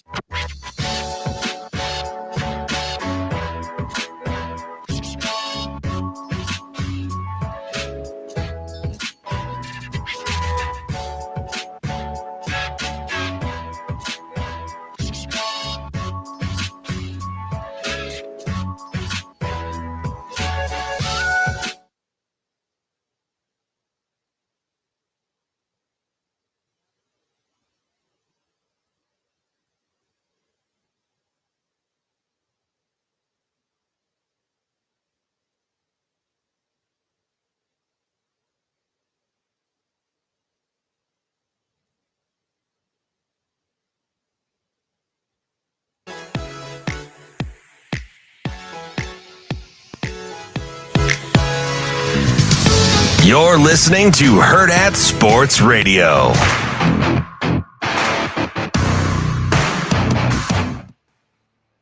Halfway through the show here on Hurrdat Sports Radio, AM 590, ESPN Omaha, ESPN Tri-Cities. We're live on Twitter, Facebook, YouTube. That's DB. I'm Ravi Lulla here on the Pillar Exterior stage, and we're brought to you by our friends at Team Jack Foundation. Make sure you get to teamjackfoundation.org to get involved and help them find better treatments and one day a cure for childhood brain cancer. You can donate right on the page, get involved with events, and even volunteer. Get over to teamjackfoundation.org. All right, DB, you had a question for me. Yeah, we were having this quarterback conversation. And so my buddy Brian, he must have went back and listened, and it started with the question. He goes, you guys kept referring to Hurts as a Super Bowl winning quarterback. Or I said said he won the Super Bowl. And I replied, this is the exact conversation. Mm-hmm. Right? And I text back, I said, no, been to a Super Bowl. I said, did I say he won or could win? He comes back, he says, it sounded like you both said that they won. And then I said, fudge. And he goes, I'm working right now, but I'll re-listen. So then he sent me the clip, and I was like, shoot, I was probably so sidetracked in the fact that you said he couldn't get to the Super Bowl. I don't know if I lost my composure or what. So I went back and listened to that conversation. Mm-hmm. So I was talking about all the quarterbacks, and there were a couple where I scratched my head. Mm-hmm. And I said no to? Yeah. Okay. And it forced me to go back. Hurts being one of them. So I got off the Hurts thing. Okay. I was like, okay, maybe it's just his emotions, because that Philly team has a chance to be really good. I like the whatever, like agree or disagree. Mm-hmm. The one that surprised me, because I had to talk you into it. Do you remember who caught me off guard the most? That you had to talk me into? Yeah, it almost made me mad. Was it Herbert? No. I remember the conversation. I remember you have talked me into one. He's a two-time MVP winner. Two-time. Oh, Lamar Jackson. Yeah. Right? Like almost emphatically, you're like, no. He's seen his playoffs this. So it's the playoff thing that haunts me. It's if I'm being so then honest, the next 2 days, like there are all these, awesome quarterback conversations on national shows. Mm-hmm. So this pressure list comes out. They must listen. Versus MVPs. Mm-hmm.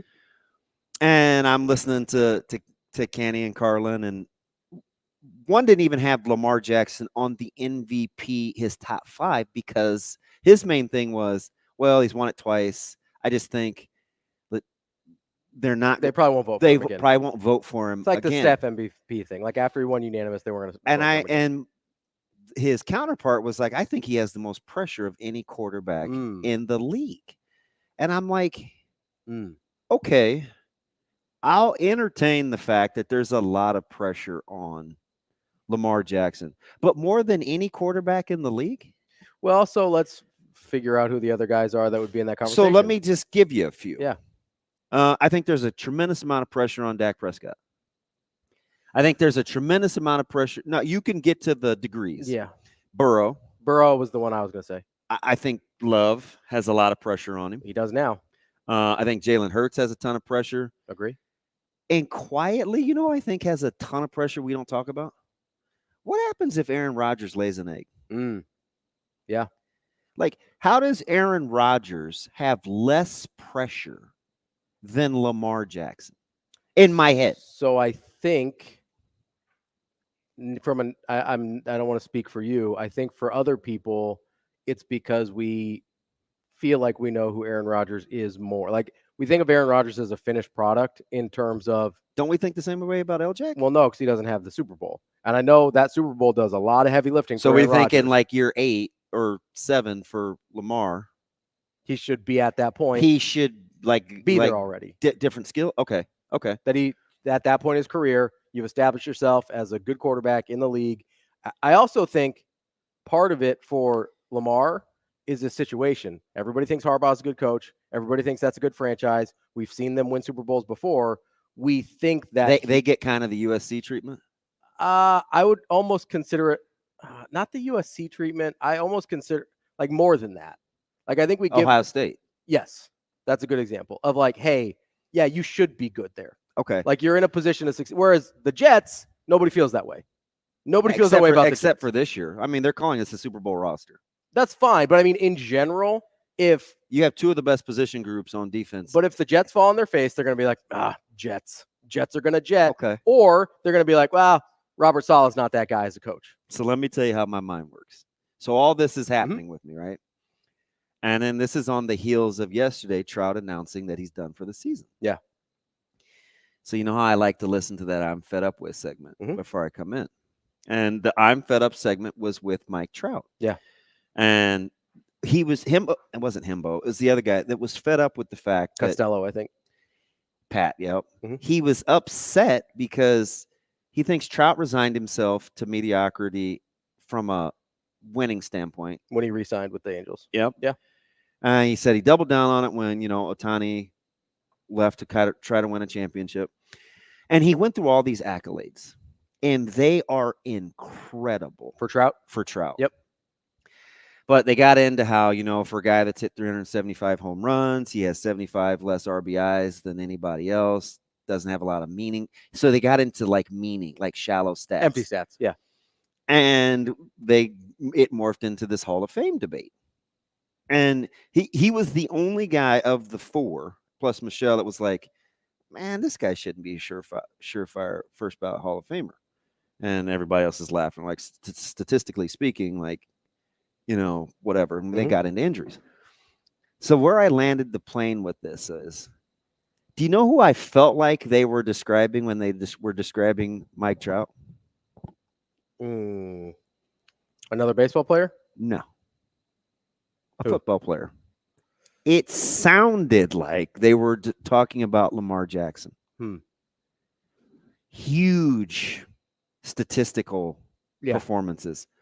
A couple of league awards. So he's like a 7-time Golden State. His hardware is incredible. It's regular season hardware. For the lack of postseason productivity. And that's why I called him James Harden. So I'm wondering, should I go back and think, man, maybe there is a lot of pressure on this guy, because Lamar Jackson is in a dangerous area of not having gotten anything done with an unbelievable career. Yeah. And a great organization. But do you know who he's on par with? Who? Aaron Rodgers. Yeah. Aaron Rodgers? Aaron Rodgers has the Super Bowl. I get it. Green Bay fan. The one. Jacob Padilla is going to be like, hey, man, but Rodgers has won a Super Bowl. I get it. But that one Super Bowl does a lot of lifting. And people hold the fact that he only has the one against him, as opposed to validating that made it to one even. That he had one. So I'm like, well, how does Rodgers skirt the pressure discussion? Yeah, I think it's the organizations. On that specifically, I do think it's the organizations. Is Lamar Jackson Mike Trout? I think Lamar Jackson's James Harden. I look at it and I go, he's super productive, got all the awards, has really good regular season teams. For some reason, as I'm watching it, and part of it's the track record, most of it's the track record, I can't really put my finger on why James Harden can't be good in the playoffs. I can't really put my finger on why Lamar James. Why do I think Harden has more comps relative to his sport than Trout has in his?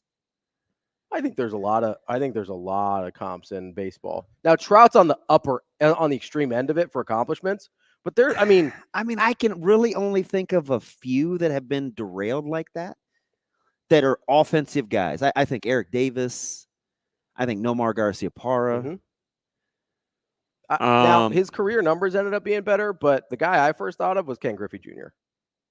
Now Griffey still did the darn thing. He did, but Griffey's got 200 and some more homers than I understand that about 255. Did Trout? No, I understand that. That's a fair amount. But his career, from what we thought it could be before the injuries, was a totally different thing. What about Tulowitzki maybe? Tulowitzki's a good one. I'm thinking of position guys. Yeah, because there's one pitchers. There's a million. Well, one really comes to mind. We talked about him off air the other day. He finally got a World Series. Strasburg? Yep. Yeah. Wow. Strasburg was a prodigy. Like that. That's who Steven Strasburg is the best example of that for arms. I'm thinking to myself, how close is L-Jack in danger of being like Mike Trout? I think he's very much in danger of being the guy that you just don't trust in the playoffs, no matter what. No matter what he does in the regular season. Because even Bonds shook that rap. Yeah, he didn't end up winning a World Series, but he had huge postseasons late in his career. Yeah. 2002. Isn't that weird how my mind works? Yeah. My first comp was basketball, so I get it. 2002, though, Barry Bonds. Go look up Barry Bonds' 2002 playoff run. Just I dare you. It's incredible. Coming up next, we got Kevin Iole. We're going to talk a little Bud Crawford and boxing coming up next on Hurrdat Sports Radio. We will be back.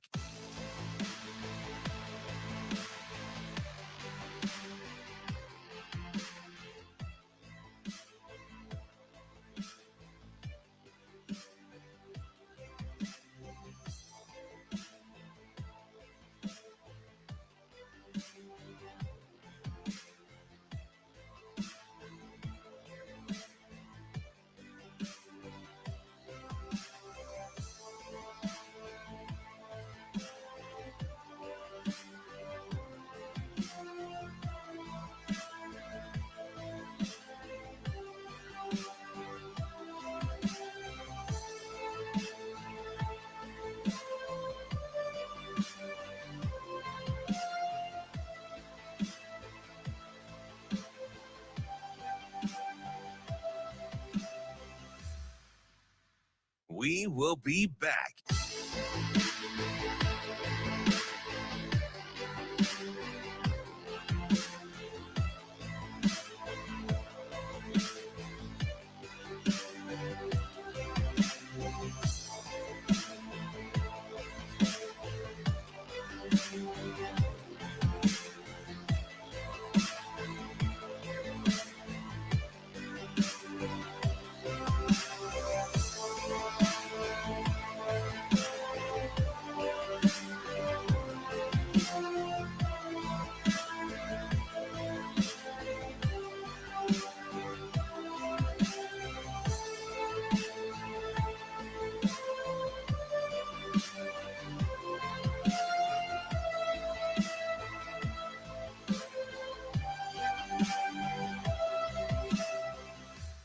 We will be back.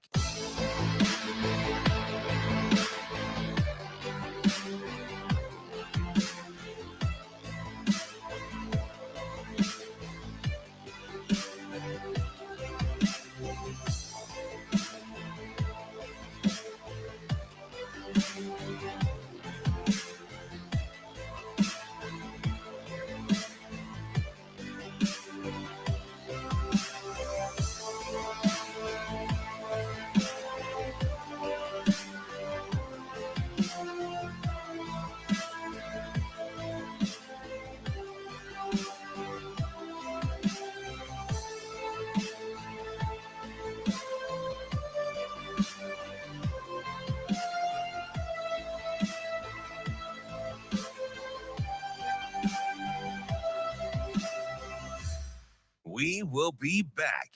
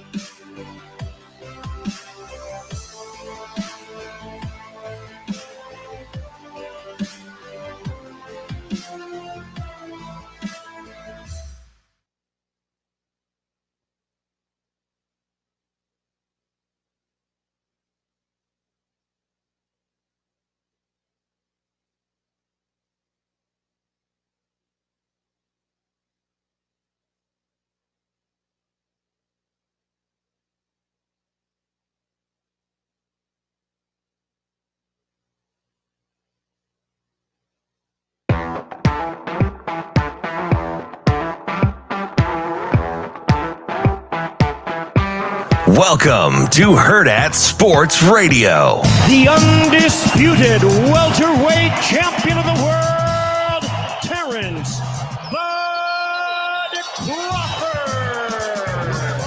I want to leave a legacy that's never been left before, you know, inside and outside the ring. Helping the young fighters coming up, giving them the courage and the outlet that the fighters before me never gave to us.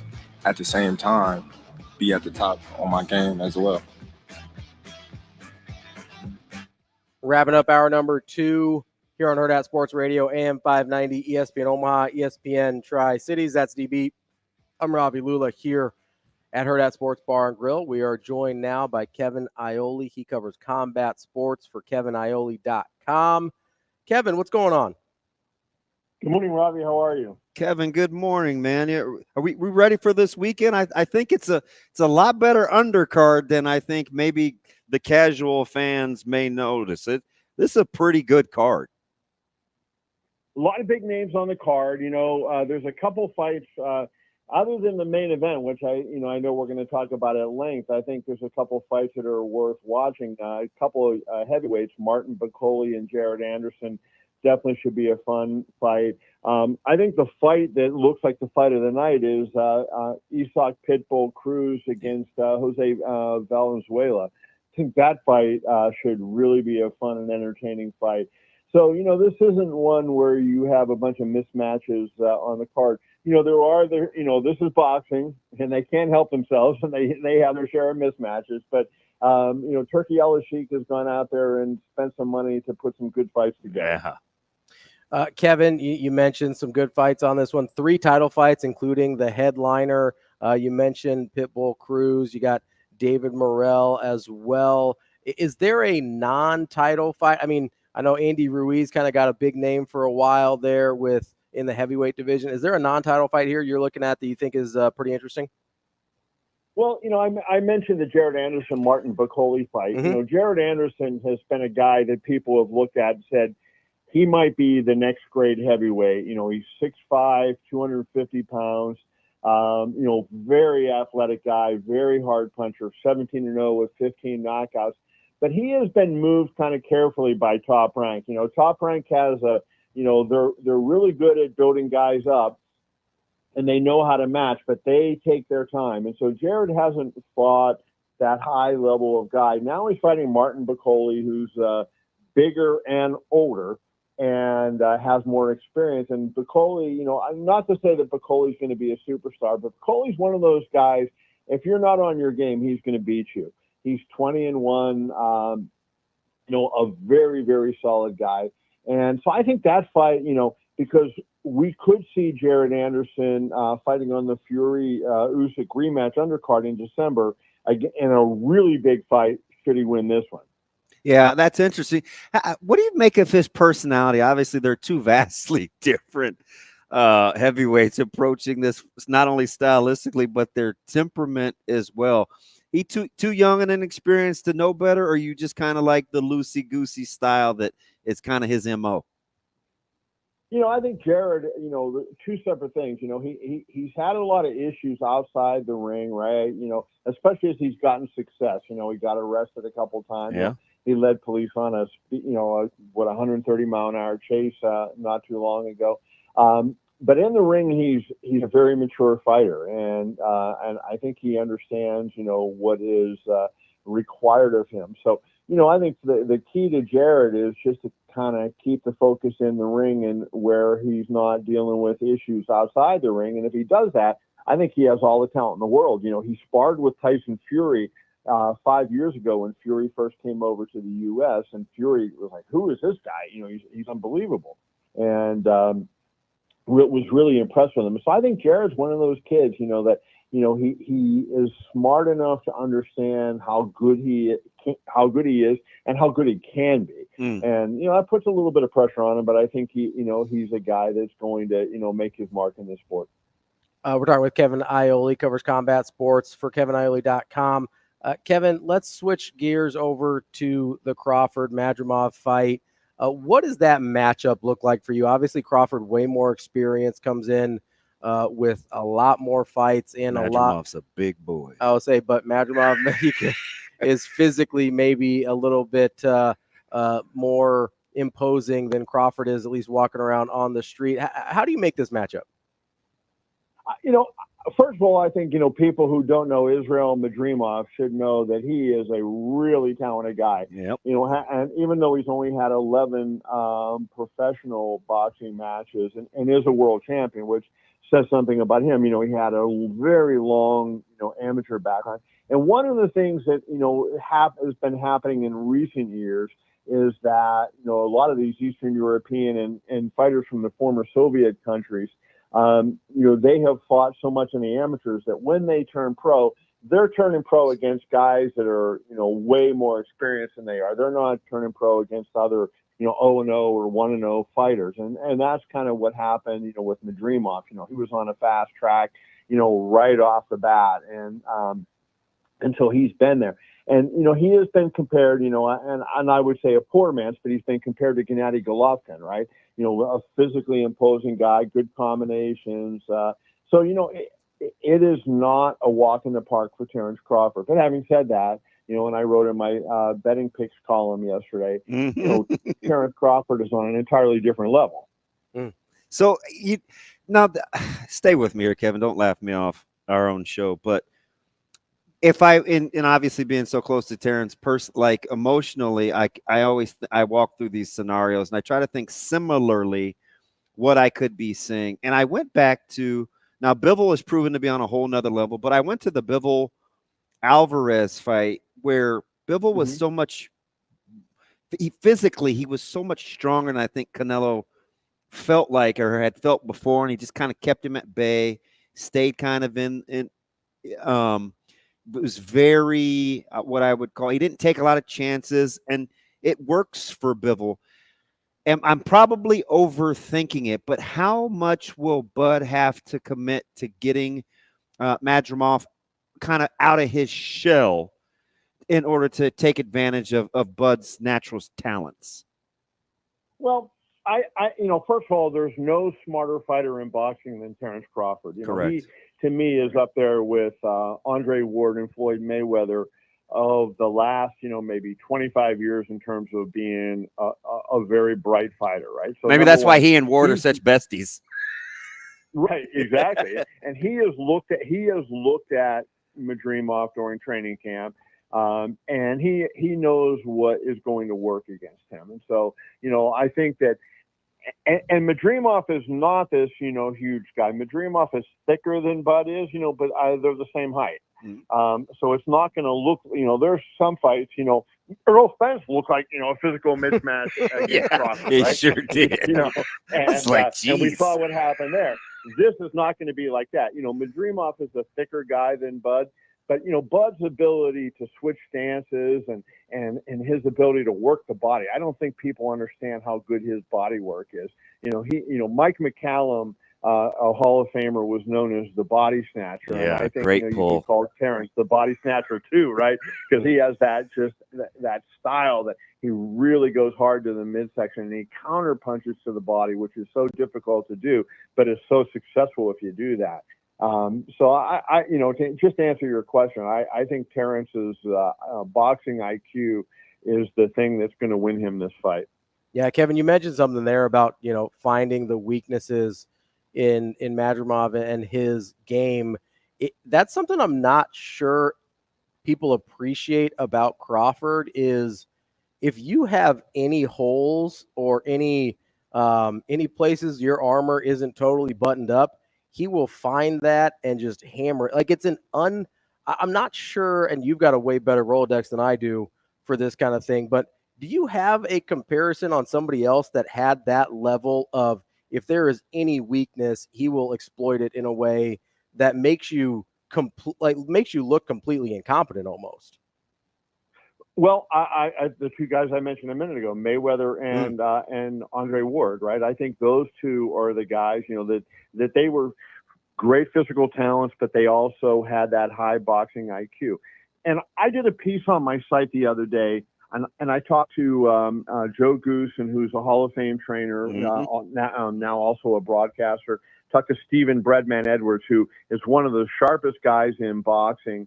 A great trainer. I think he'll be a Hall of Famer someday. But right now, he's just one of the smart guys in boxing. And also Jim Lampley, the Hall of Famer, used to be the HBO broadcaster. And I asked him, I said, there's been 15 Hall of Famers since 1980 who competed in the welterweight division.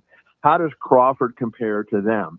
And they all raved about him. And they basically, to me, it's almost heresy to compare anybody to Sugar Ray Leonard, right? I mean, Sugar Ray Leonard was so great. And I just want to read you this quote that Joe Goosen said to me that I thought really sums up Bud Crawford. He said, could Terrence Crawford make life miserable for a Sugar Ray Leonard or a Tommy Hearns? Absolutely, no question. Basically, it would be a death match. We know it would be a tug of war until the 10th hour. If you put Terrence Crawford in that situation against a Leonard or a Hearns, nobody is going to bowl him over. I don't care who you are. Think about those words. Thomas Hearns and Sugar Ray Leonard, what we think of as these all-time great iconic fighters.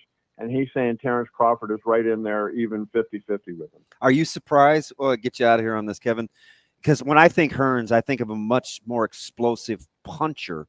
But then I look at Bud's track record and his ability to get guys to put a glove on the canvas. He's got a string going. Are you surprised that his power has traveled with him so well? A little bit. I mean, because, he has that, small frame, right? So, he started at 135. So you look and you go, yeah, he is a vicious puncher. Yeah. But, he has a couple things. He knows how to place the shots. He's accurate. He turns those shots over. He sits down on, and he breaks guys down. He's not just, winging punches at the head. He's going up and down, and he's really, hitting them with punches they don't see coming. And those are always the punches that hurt you the most and end up, causing you to get stopped. That's Kevin Iole, KeviniOle.com. KevinIole.com. We appreciate it as always and enjoy the fights this weekend. See you guys. Appreciate you. Thanks, Kevin. Coming up next, we've got Mike Sautter of Hurrdat Sports here on Hurrdat Sports Radio.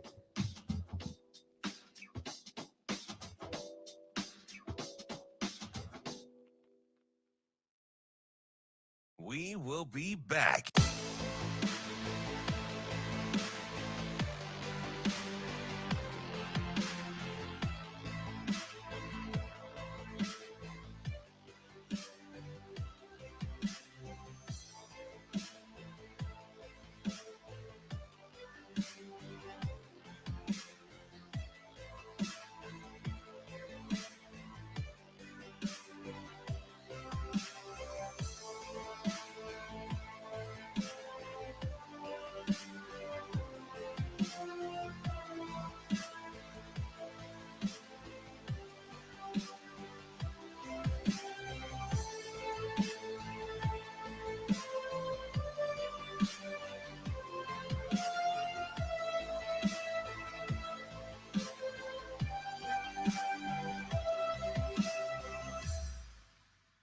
We will be back.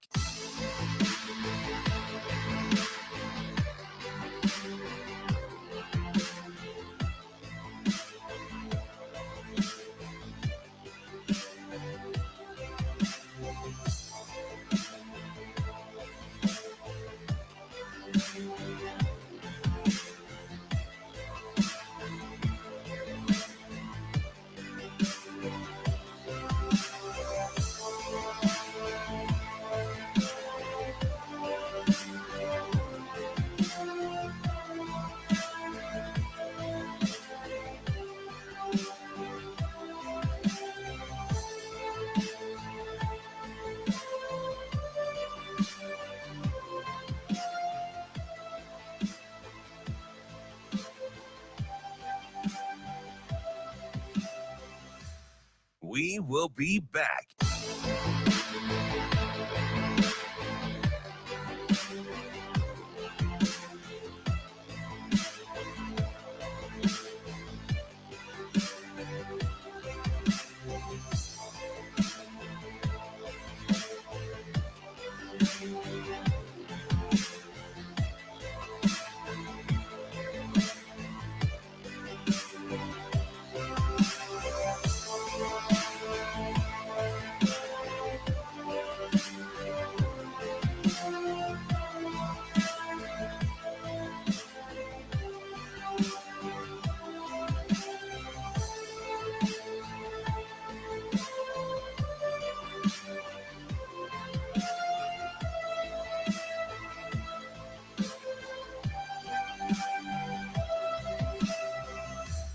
We will be back.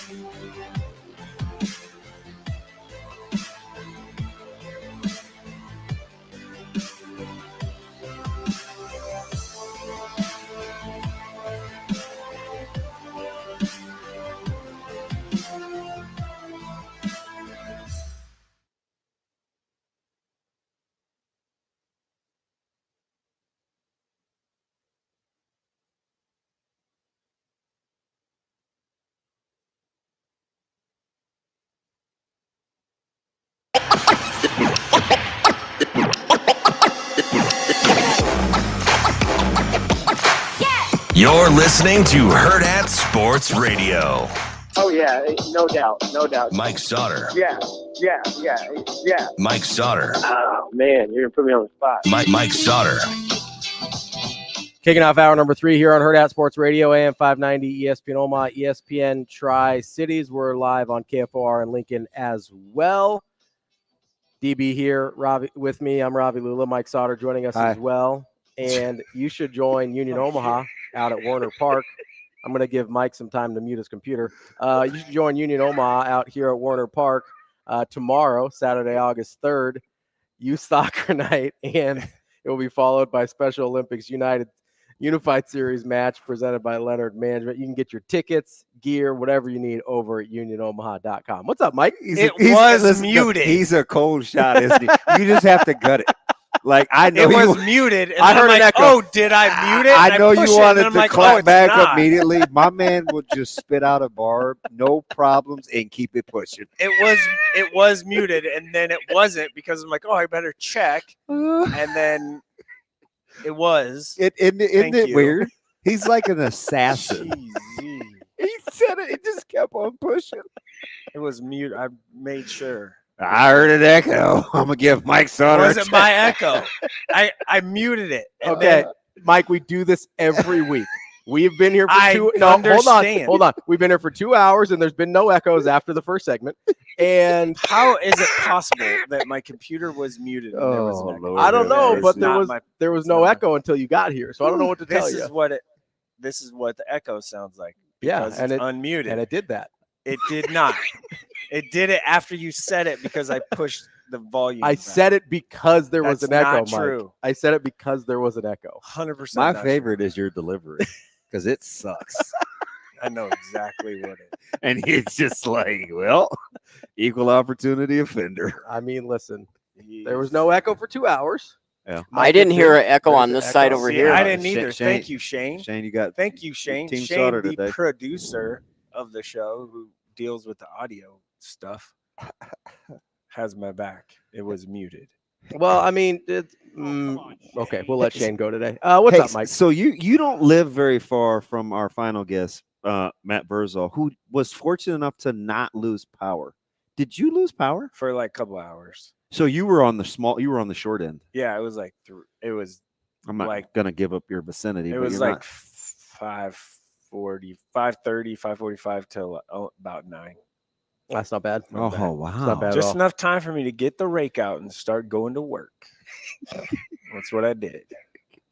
I can't believe of all. No, anybody else can believe it because I'm not good with manual labor. But did you know I didn't own a rake? I have three. Listen, I have 3 different shovels. I got a push broom, 2 regular brooms. Yeah. I have a blower. I have a little jagged thing that you use for like trimming. Like a trimmer? No, it looks like a saw, but it's not a saw. It's like for shrubs. Okay. You know, it has just a trimmer. Yeah. Okay, whatever. Like a hedge trimmer. And I have another thing that handheld hangs one? on the wall. Yeah, You but have I a but I handheld don't hedge trimmer. handheld hedge. Like no, if it has the It's for teeth on cutting it, branches. It's for cutting branches. the It teeth looks on it. it looks like a fish where, gosh I think bless it's it. a lopper. It's like this, and then it has a thing, and then it Like has a Cindy? thing, and then it has a thing, and then it has a thing, and then it looks Yeah, like yeah, it has teeth on it. yeah. Well, But that looks. you're a child. Don't that looks draw ever again. That looks like looks like me giving you the middle finger if I cuss.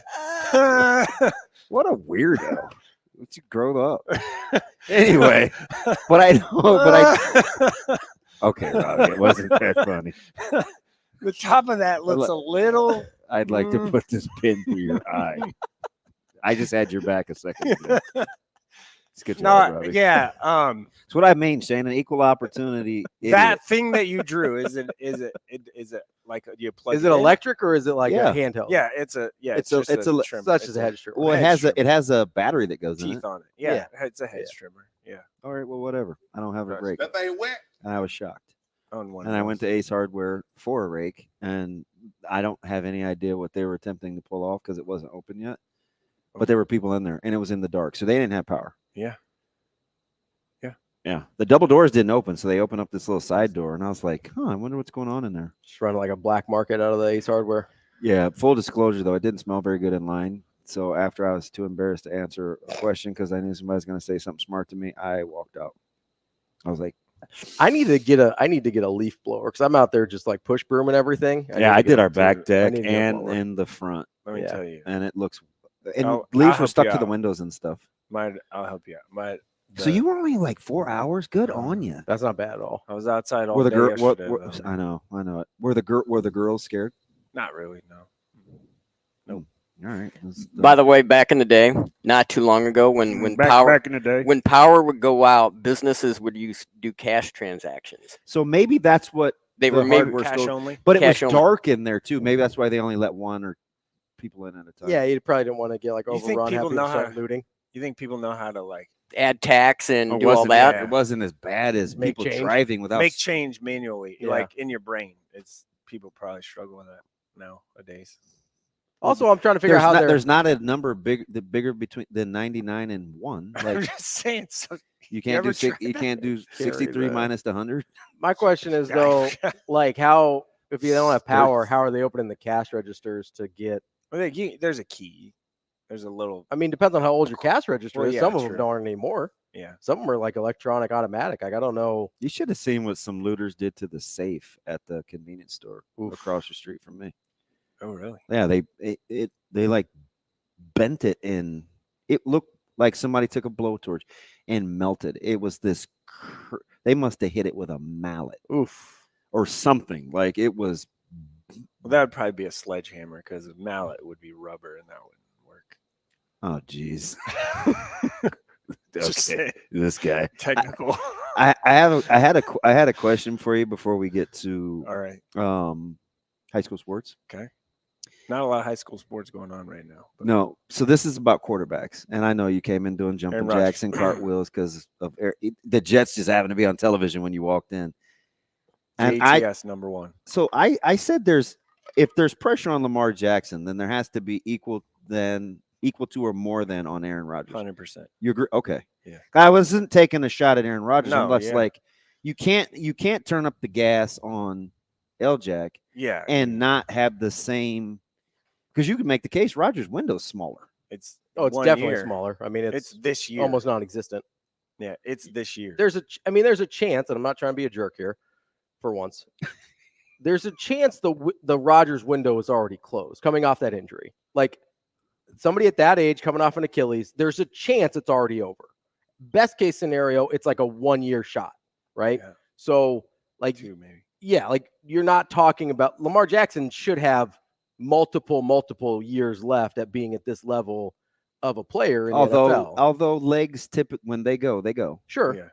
Yeah. We've seen that with other super mobile guys, but I mean, how old is Lamar? 30? 29? Yeah, maybe 30. So I would think the Heisman was 18 or 19. He was 2-time ACC Player of the Year in 19. Or no, he was MVP in 19. Yeah. So he's 17. 17. So that's what, 7 years. So he's 28. Because he was MVP in 19 and 23. He was born in 1997. So this is like making change. So he's 27. He's 27 years old. Sautter. Can you introduce him to Jamie? Because he can't do math either. 27. What do you use, your phone? What? What do you do when you have to? I wasn't saying I don't know how to make change. I was saying some people. Other people. Other people's problems. Because he's 97. So he carries a W. So so high he's school. 27 years old. So you would think at least 5 He's more got years. 5. Yeah. You would think 5 more years, even on the low end for mobile quarterback. Because other guys, you're talking mid-30s minimum. But so was that my guy Mike? My guy Mike D. Well, I'm Mike D, and he puts he gets going. No. Mike put Josh Allen in that. Really? Yeah, because I Mike. think that's too much. Okay, so I went with, I want to He's say too Trevor young. Lawrence so bad, but he plays in Jacksonville. But I still think there's pressure. There should be pressure on Trevor Lawrence with that contract. I don't think there's that much pressure on Trevor Lawrence. Most people just don't think he's very good. I went with that's part of the pressure. I went with Burrow, Dak, Love, Lamar, Hurts, and Rodgers. And he put. I'd put Allen on there above Dak.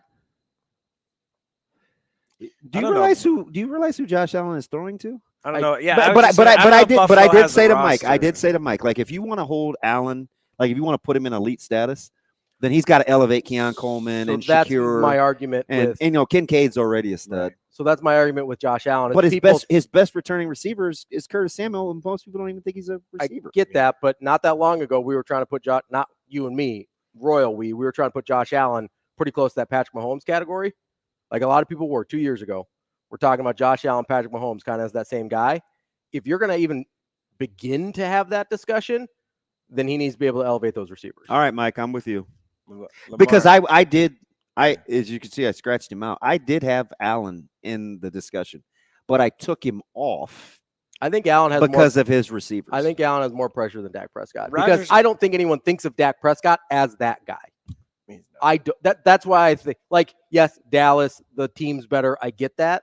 But I think there's more questions about who Dak is as a quarterback than there are about Josh Allen. I think people think more highly of Josh Allen, which comes with more pressure. Yeah, if Dak Prescott played for anybody other than Dallas, he'd have an MVP. Yeah.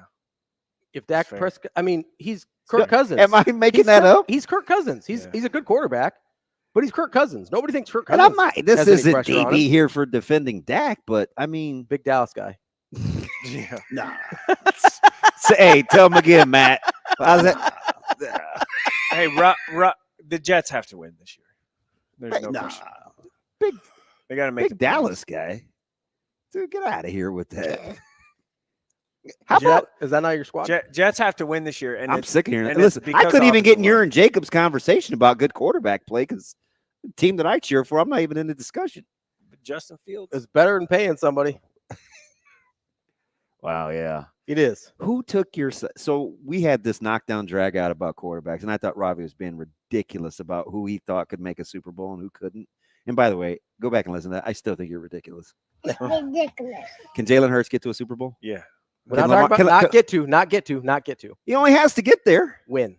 If you're paying the money for a top-end quarterback, you only have to get there. He won you one only have already. to get there. Win. Don't change it. Hey, I didn't change it. I said win. And I think did Jalen Hurts already win one? No. See, I thought that too. I said that in Or he made frustration. it. Yeah. He made it. He didn't win. He can win one for sure. Here's the Dude, problem. they were a Here's the fluky problem. play from. Here's the problem with Jalen Hurts. What? He made it to a Super Bowl on a rookie deal. Now that you're paying Jalen Hurts, The roster is now comparable. it's a problem. The roster's comparable. Now it's a problem. They've already started losing D linemen. Jason Kelsey's gone. Like, you're already losing guys. Cam Jurgens is in there. Cool. You're already losing guys. Jalen Hurts on a rookie deal is different than Jalen Hurts when you pay him. That's literally the entire point of the argument. Hey, Squirrel. My man PK, he knows what I'm talking about. He said the tool I was trying to describe is for pruning trees. That's exactly what So it's it's a for. pruner, not a trimmer. Okay. Thank you, PK. I think Somebody it's with some long. sense. It has a long. Yeah, I tried to draw it, and you were Oh, you so acted it's like like a 6-year-old. Is it chopper? No. That's called a lopper. The thing I used that yesterday. No. Lopper chopper? Okay, never mind. Get to the chopper. I knew I could Is just it count a on PK. tree? Is it a pole saw? Dude, you're speaking a different language. I inherited it. I didn't buy it. Golly. Listen, back to the Jets, which are the best team in America. I still don't think how you don't think he could get to Jalen Hurts can Win. absolutely win a Super Bowl, Win. no question. Well, he said no to Lamar Jackson too. Yeah, he can win one. I'm like, this has to be the most PCP heroin segment I've ever heard. I mean, and then literally you just spent all of last segment The talking rosters about are the how you weren't really sure about Lamar Jackson anymore. So maybe I'm not nuts. No, I was talking about pressure. No, in the 8:30 segment, you spent the whole time comparing him to Mike Trout, who Yeah, hasn't I said at this point in their career, is Lamar Jackson Mike Trout? And That's then you're very comparable. That's a fair question. I like that. And I thought of that all by myself. I like that. Numbnuts. It is a good comp, but do you think Mike Trout's going to win anything? No, but I think Lamar Jackson is significantly closer. Yeah.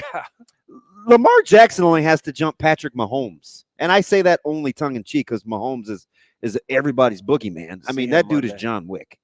Yeah. For real. I'm just gonna call him like Baba Yaga. But he's got to. I just watched that again. He's got to do like a Bob Beamon jump though. Like that's not a little jump That's a great pull. to get a. Hey, And there are Thank you. some better long jumpers since then, but I do appreciate the Beeman pull. Thank you. I just know that the Jets have to win, and they have to win this year or next. And if they don't, it's going to be That's a wrap. You have two They're of gonna the go. You have two units on your defense that people will put up with the Ridiculous. best Everybody in the league. best over anybody. So, and we keep talking about Rodgers, Don't forget. and they have my man Brees. Don't forget. Everybody. Don't forget. Brees Hall is the best running back in the league. Don't forget. I don't know. I'm biased because You know I Christian love him. McCaffrey exists, right? Brees Hall is the best running back in That's the league. not I do. accurate. It's not. just not It's accurate. I do appreciate. I like CMC. Brees Hall a lot, but come on, man. He's the best running back in the league. So your partner my in guy.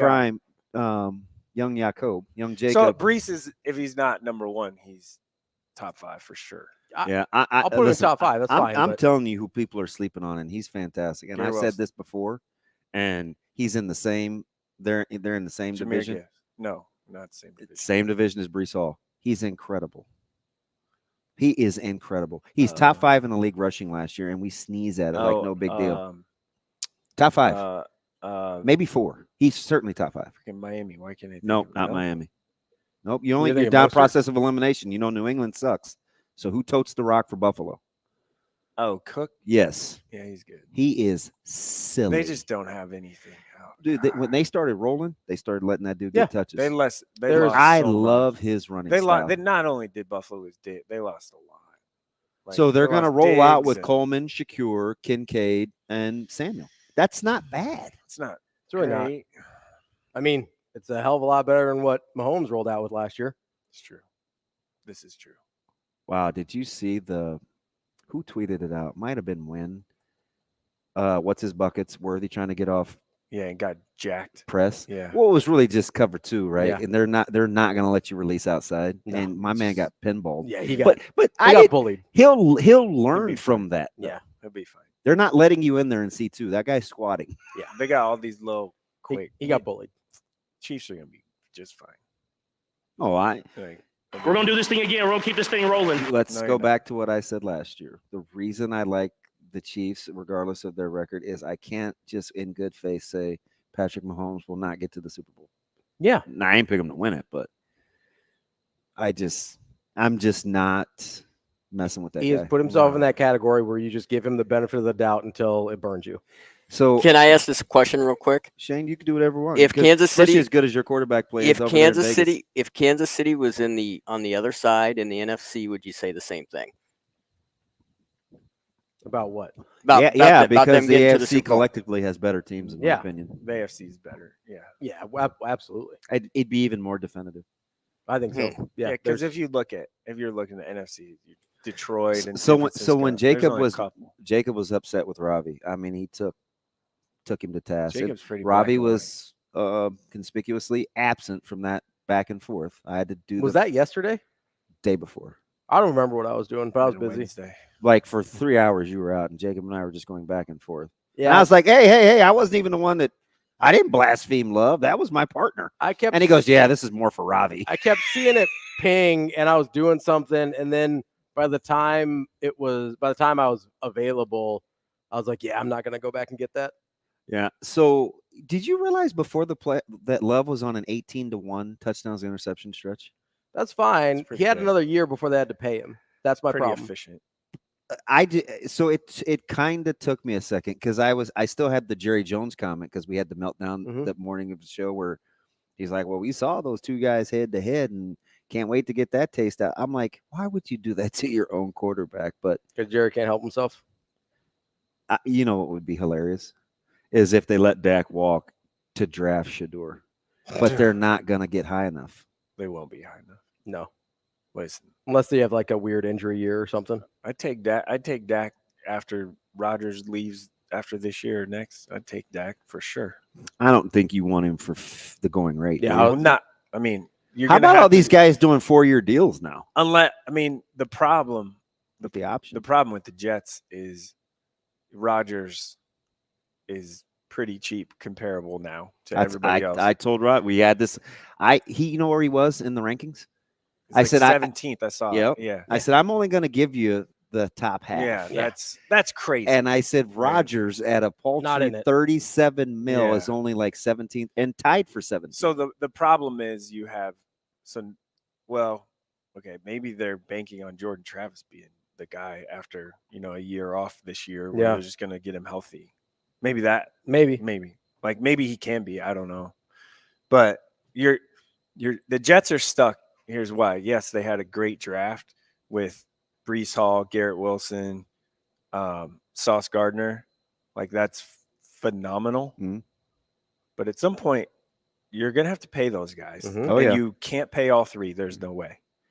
So you better win now or next year. You're not going to pay the running back. Your just not gonna pay the running ownership back. group historically has not paid, but you probably could because the cap is going up. Somebody's gonna have to give you a friendly deal. Well, they got to pay Hassan Reddick right now. So they're just not going to pay the running back. I mean, we know this. They're just not going to pay the running back. Yeah. That's how it works.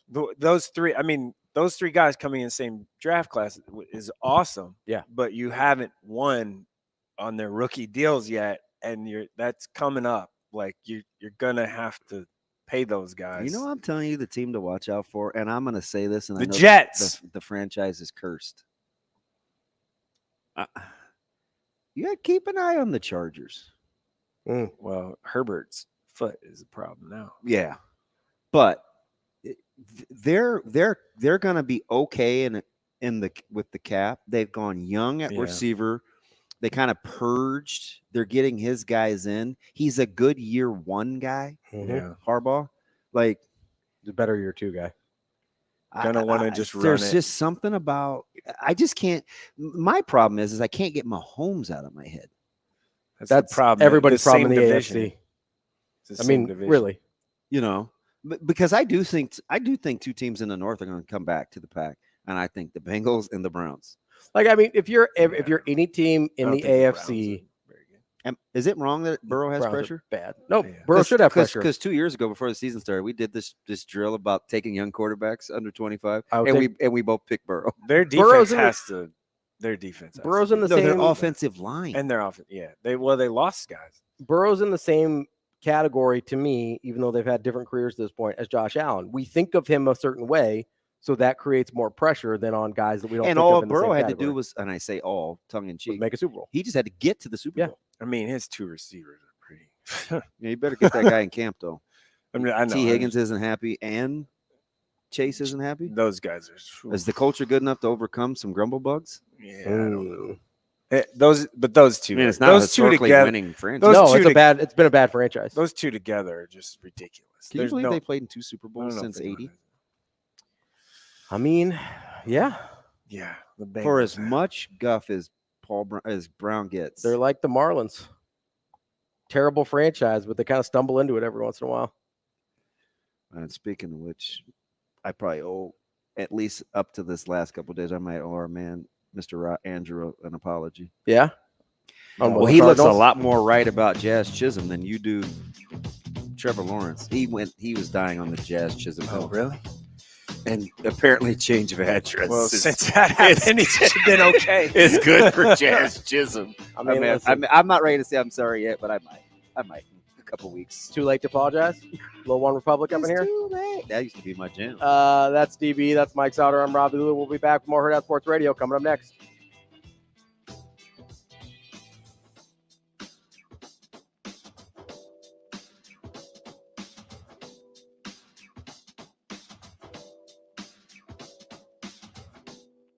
We will be back.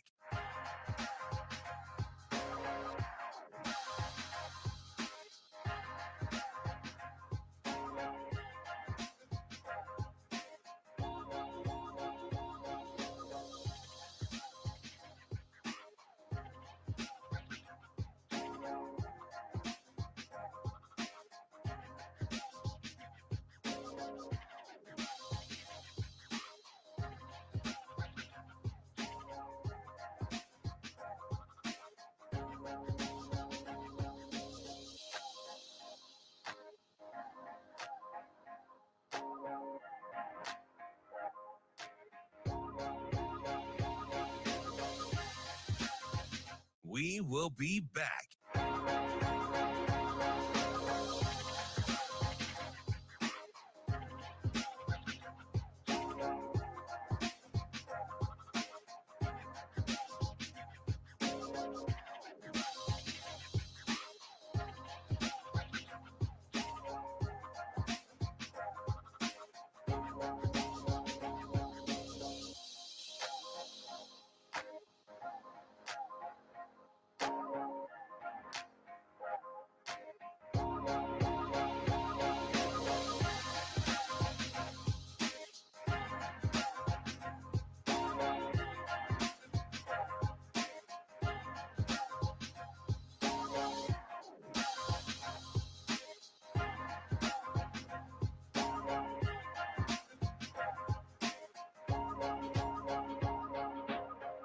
We will be back.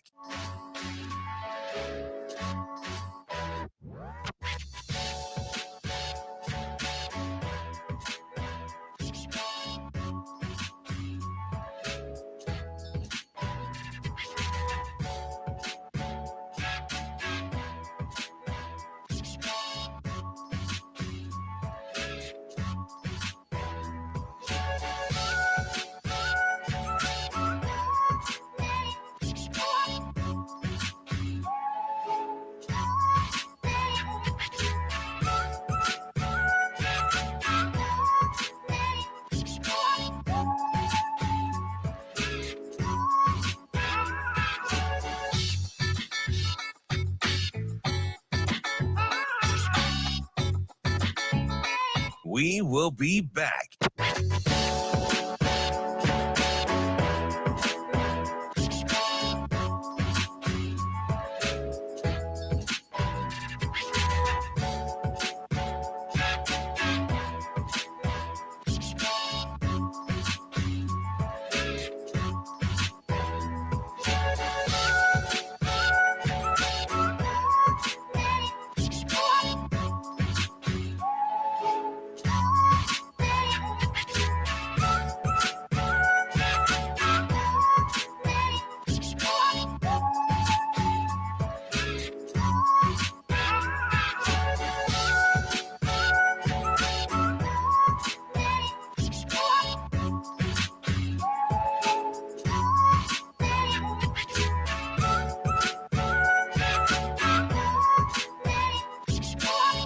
We will be back.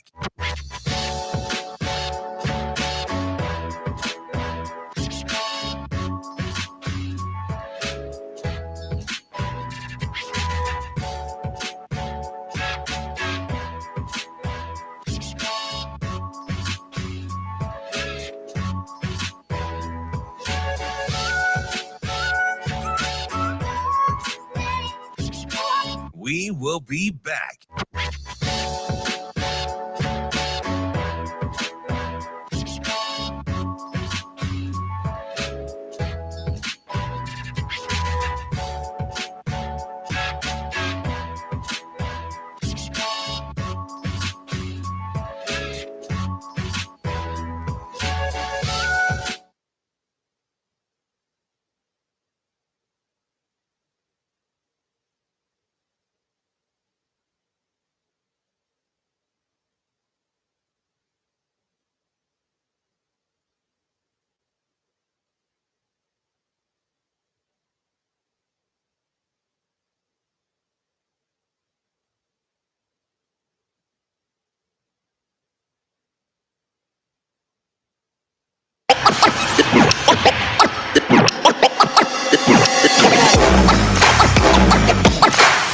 You're listening to Hurrdat Sports Radio.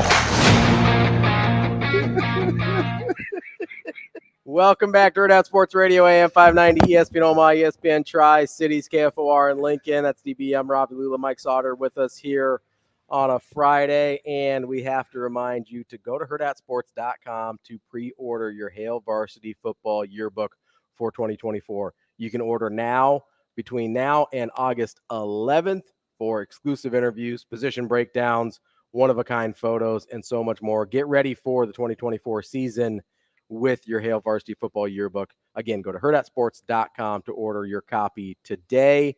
And just so people know, I had a couple questions.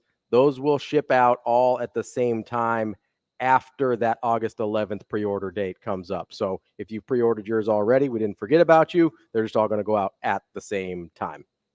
What's up, guys? You doing all right? I'm fine. You put a compromising photo on Facebook. I don't know how to respond, but I feel like I need to respond. Well, just be like, I would just be like Josh. He's like, no.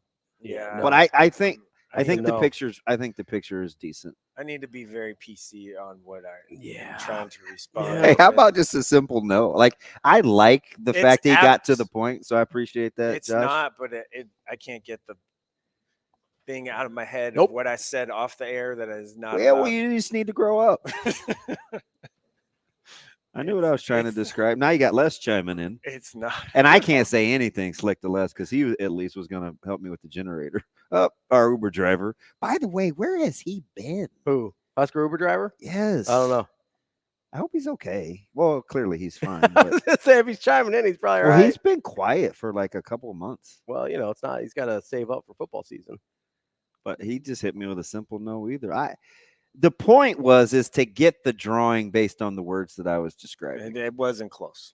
That did not help me at all.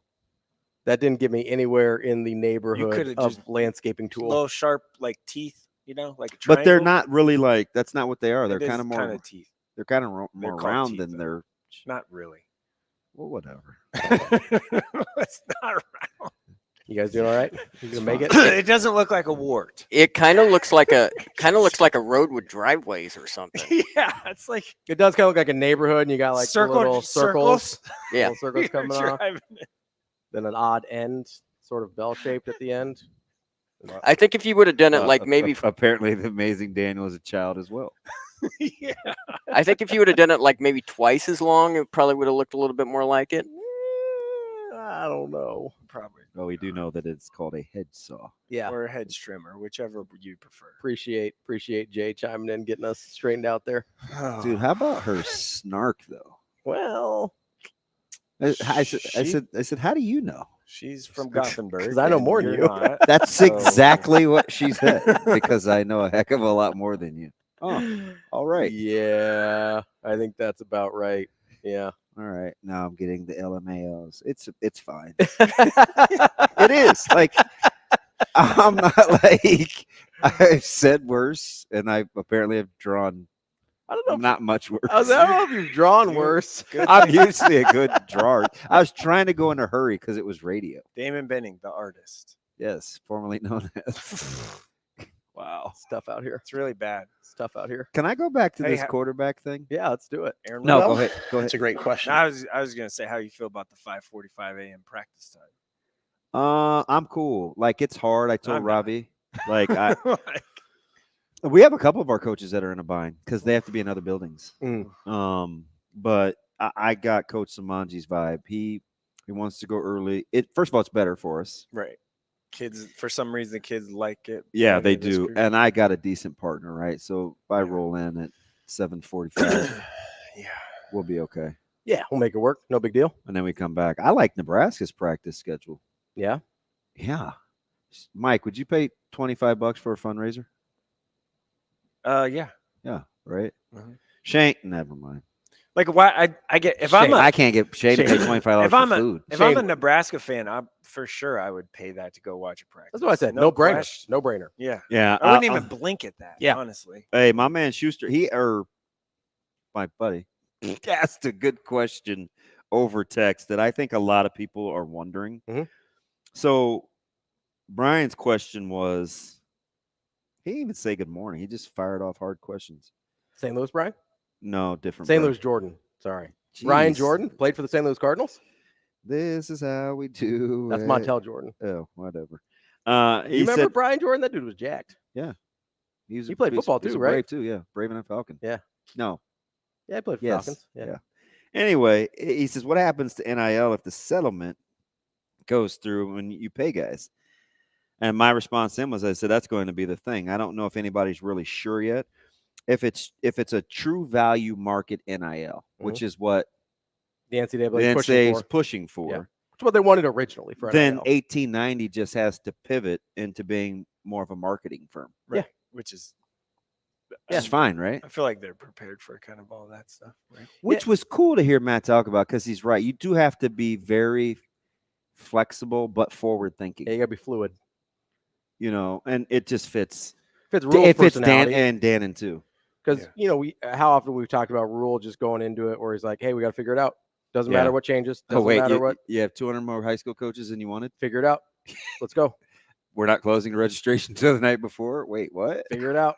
It's a way that the whole entire athletic department seems to operate now. But yeah, it is. I think in one form or fashion, and Matt was right in the sense that you don't know what you're going to come up against next month versus the month after that.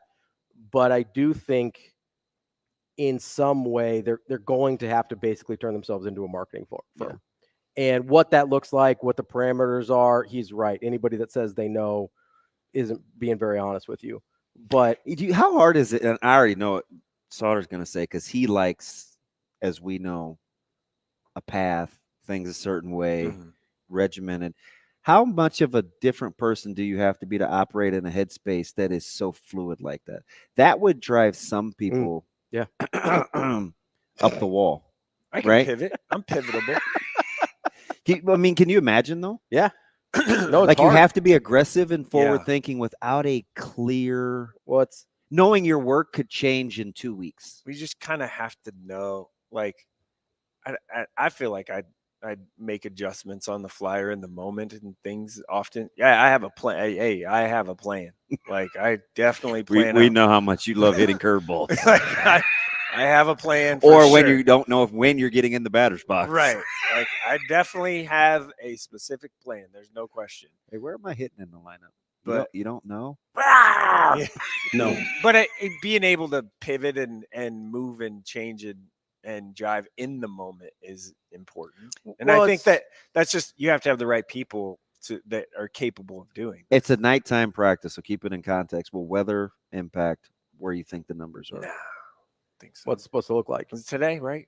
Tomorrow night. Nah, I'll be fine. I mean, I think going back to your question, DB, I think it's a lot about what Coach Rule talks about all the time, which is not getting attached to things, right? Like, you have to be invested without being attached. Yeah. Like, there's have emotions without being emotional. Like, you have to be invested in got them all. You love Coach Rule. It's my guy. We bro hugged it up at media days. We're best friends now. Did. I was like, wow. He gave me the whole dap. I was excited. I was like, oh, so me and Rule are best friends now. I like this. I still don't have his phone number. We're gonna work on that. I gotta be able to text him, Trying to go on a date. Careful. Careful with that now. You're just in the exching messages on. Yeah, like we're in the talking phase. Yeah. We're not exclusive yet. But but the you have to be invested in the direction you're going without getting so like set in stone and set in your ways that you can't adjust. Like it's going to be like we're not going to, even a year from now when it's supposed to go into place, this still isn't going to be figured out yet, right? That's kind of how the NCAA operates, is they don't really proactively solve problems. They're like, oh, we didn't see that coming, let's make a rule now or whatever, right? Even in go ahead. I also think Nebraska and Coach Rule in particular are very much so on the forefront of all of these conversations. Of willingness to be. And they know, it feels like he kind of knows what's coming before it comes. Did you catch where Dannon said Which that is he different. was interested in 100%. Interested in the job Bill Moose's time around, but now he appreciates like the experience that he's gotten since then? Yeah. Well, and I was like, the more you know. That's a really different job than it is now. It's like night and day. Yeah. Totally different. I mean, it's a really different job. I agree. Can you imagine Bill Moose working with this stuff? You ever heard of like there's this invisible string Working theory? in general? Hey, working's good. Where like I think he gets kind of a bad rap for that. Two things are. I think he's the AD that they wanted at the time. No, he was great at the time. Like he accomplished the things they wanted him to accomplish, and they were kind of cool if that's all that happened. Yeah. And so he's like, all right, I'm cool with that too. I still think my drawing is better than you guys are giving me. It's credit. terrible. It's not good, man. It looks like It's a pretty good drawing of something else, just not what you wanted it to be. with warts on it. Coming up next, we'll talk to Matt You're Vrzal incredible. as we wrap up the week here on Hurrdat Sports Radio.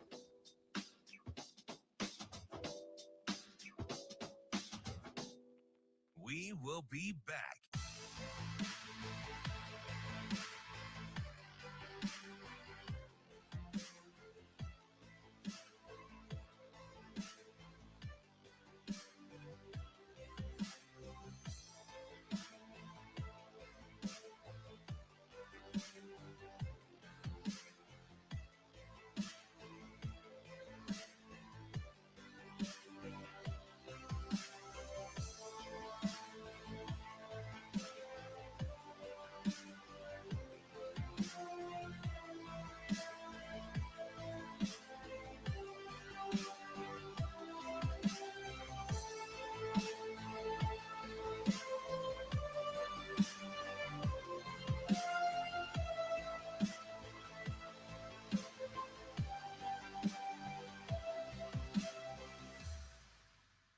We will be back.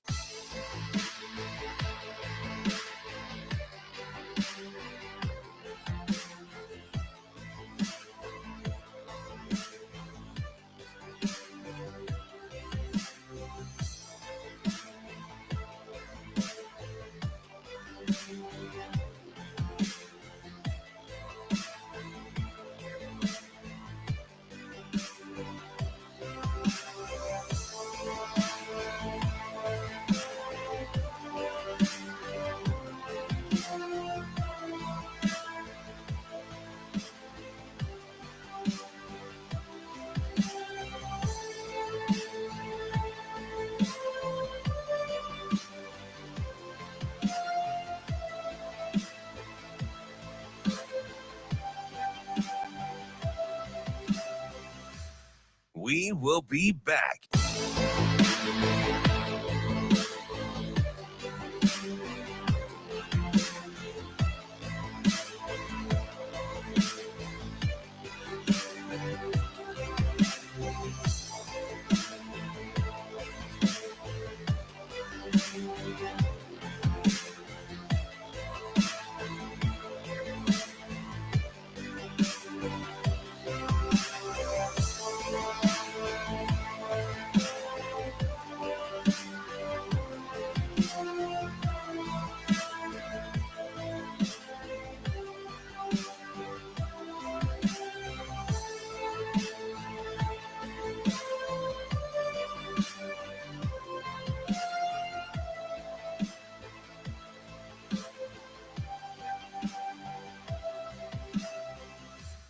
We will be back.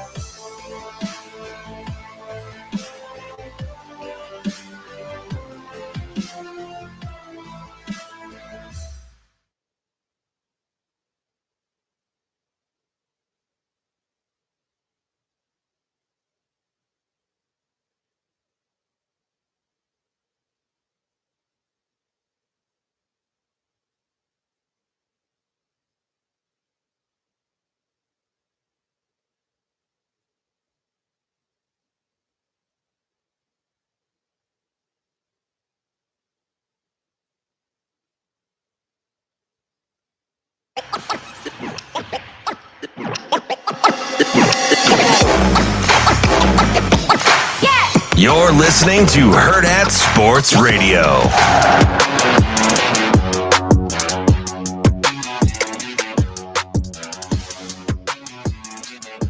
Wrapping up the show here on Hurrdat Sports Radio, AM 590, ESPN Omaha, ESPN Tri-Cities, KFOR in Lincoln. I'm Ravi, Lulla, DB here with me, Mike Sautter joining us as well. We are efforting. Well, yeah, why are you still here, Jerome? You just like talking He's to like us? hanging out with us. We were talking supposed about to be here from 9 to 10, right? Most every day if I can. We're talking You just want about to see if you're going to catch I had to move that lunch later, though. I had to move the lunch. Did the you already lunch look at day the later. menu? Yeah. I feel like I'm hearing some echoes. It ain't me. It's Is not that, me. was that just me this time? maybe. Not me. I No, think I you're don't- just. I don't I think think you're so. just hearing Shano Oh, maybe talking to maybe that's- Verghese. Hey, that's that thing I told you everybody was advertising again. The Busch Light Peach or whatever. Yeah, no, I'm good on that. I don't Yeah, need- I'm with you, and I like peach, but I don't. Yeah, You don't really. You're not a beer drinker though. No. Although I'm I gonna got drink my some today. got my I got Byron. Yeah. A thank you for hauling branches. Yeah. So we went to the Nebraska Brewing Company. Yeah. Dude, they got a lot going on in there. Shane, did we get Matty? Oh, Still okay. working on it. He might be working. He was not in a good mood yesterday. Yeah, that's all right. Ooh. Imagine that. Little busy? He usually comes down during the conversation, even if it starts off rough. Yeah. He didn't come down yesterday. I couldn't get off the phone fast enough. Wasn't having it. Nope. Just the storms or what? I don't know, man. Say, man, you want me to call you back since it's at a set time, or just call the store, man? We got Matt here. Oh, okay. Oh, Matt. Hey, Matt, I called the store yesterday. That worked out well for me. How are you doing? You there? Yeah, I'm here. What's are you up, there? Verse? Are you there? Oh, couldn't hear anything at first. Well, you got. Hey, how the mirrors treating you this morning, Matty? My hearing is amazing. I actually asked the kids at Paisans. I can hear them from anywhere in the building. I think that has a lot to do with your paranoia too. There's no paranoia. That's just good hearing. Yeah. How are you gentlemen today? We're good, man. I followed your instructions yesterday. I did not call you back. I called the store like normal patrons, and there you go. It worked out well. I talked to Crazy Connor, and he was good. Yeah, CBs. Yeah, you guys must have been busy though, because it took a couple of times to get through.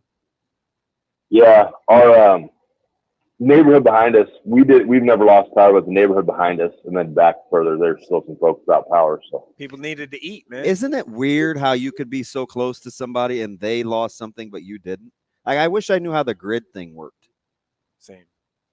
yeah, once you figure that out, the south of us is a different portion of the grid than we're north. We're with the people across the street. Huh. So literally, like, we're the differentiating line. How did we've had phone chargers, and people have been able to stop in and charge their phones and extra outlets. Yeah, I do all that. appreciate you doing that. I was just talking about the Nebraska Brewing Company. They open at 9, so people could come in and charge their phones and like order trucks and stuff, because there's still so many people without power. Like that whole. Would you take no water or no power, Maddie? Like if you're at home, shower, flushing the toilet. I would probably say no power. I'd probably say no power, because with no water you would eventually die. Yeah, and I think I could circumnavigate not having my phone. and flush the toilet and stuff like that is probably a problem. With Yeah, but you could. You're from Sutherland, you go dig a hole. I lived there 1 year. I lived in Grand Island for a year too.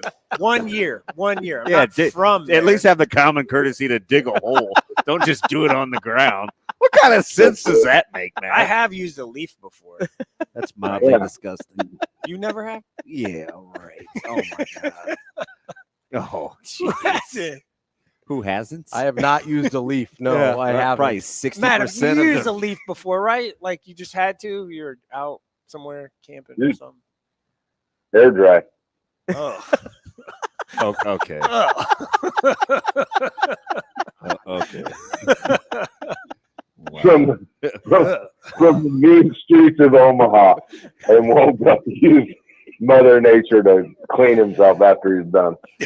Bro, I'm not even going in public, so don't act like you didn't know that. So you can relax with the pot shot. Like, your bathroom's fantastic, and it will see no parts of DB. It's one of the greatest bathrooms ever, especially when I figured out the lights turn on automatically. Yeah, that is true. Open the door. They do. We had to move the lunch today. I'm going to lunch with my wife for our anniversary, by the way, and we pushed the date. What'd you say? Good happy anniversary. Oh, thank you. Yeah. We had to push the lunch back because I'm like, okay, I do radio from 9 to 10, and then by the time I get home, I'm gonna have to do that and then take shower after that because you don't shower. You have to shower after. So Matt, I'm curious though, because you only have the one of each in each, when all those people are kind of like taking advantage of power and stuff like that. Was that a thing for you that you had to stay on top of with like paper towels and all that stuff, or did you not have that many people that were coming just to get away from the heat? No, wasn't that big of a deal. No, I mean, restaurant and that stuff, those things come in such bulk. Like, we didn't have a big onslaught. Like, there wasn't people lined up to come in and charge phones and use bathrooms. We had it there if they needed it. So, yeah. The inventory for the orders, though, you saw the immediate spike because there weren't a lot of places open, man. It was hard to get food out. I mean, for me, we're prepared.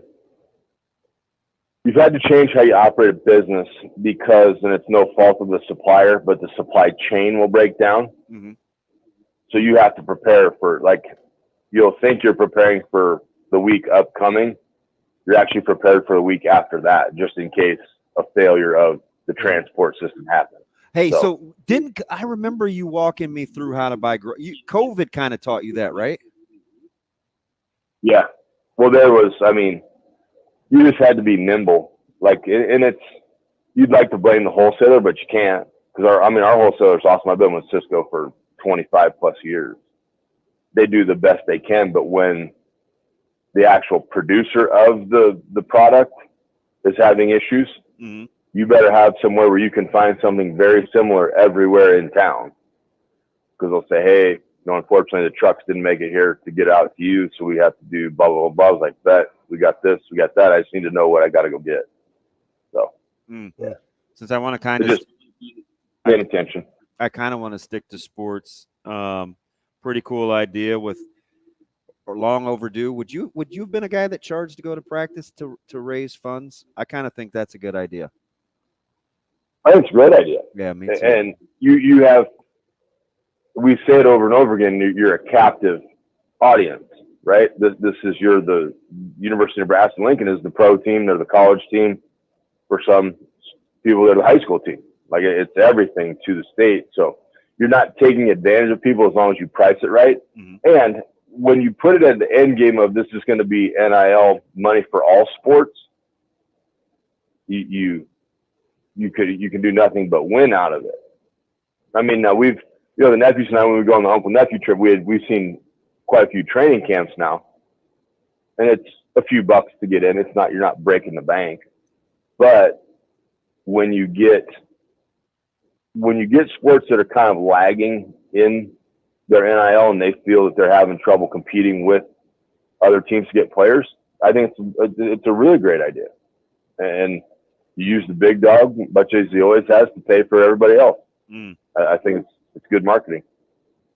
Verz, what'd you think of? I mean, you mentioned, hey, as long as you're not charging an arm and a leg to kind of take advantage of people. Like, how'd you feel about the price point of $25? Was that seem about right to you?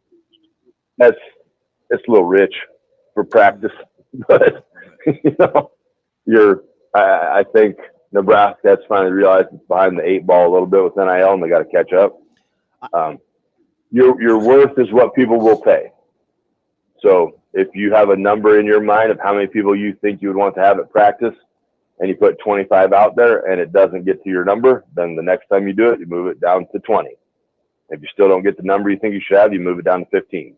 So you're in an uncharted territory. They aimed high, and we'll see how many people show up. Yeah, part of me is curious on how he'll, because they're really creative. Like how he'll. Yep. He says, "I want people to see how we practice." I'm curious to see what he'll put on the line. No, probably not.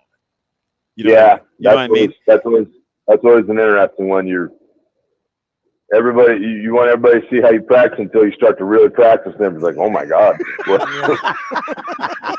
Like there's some things in sport just left to the imagination, and you don't really want.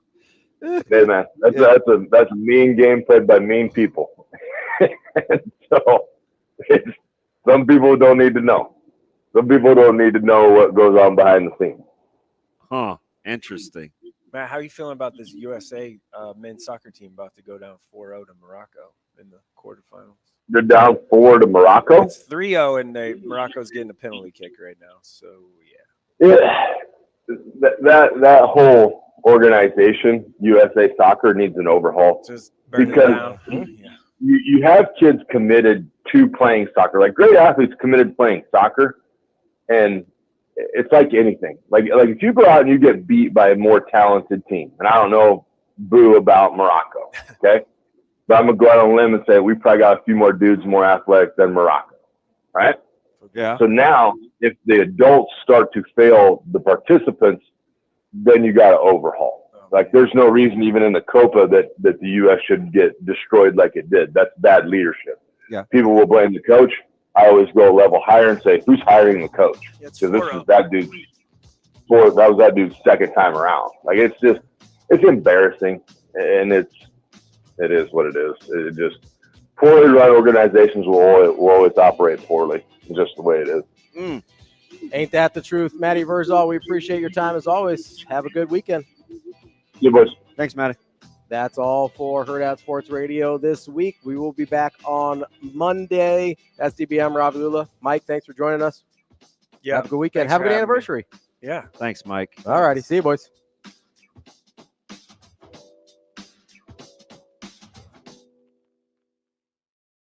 See you. Have a good day. Love you.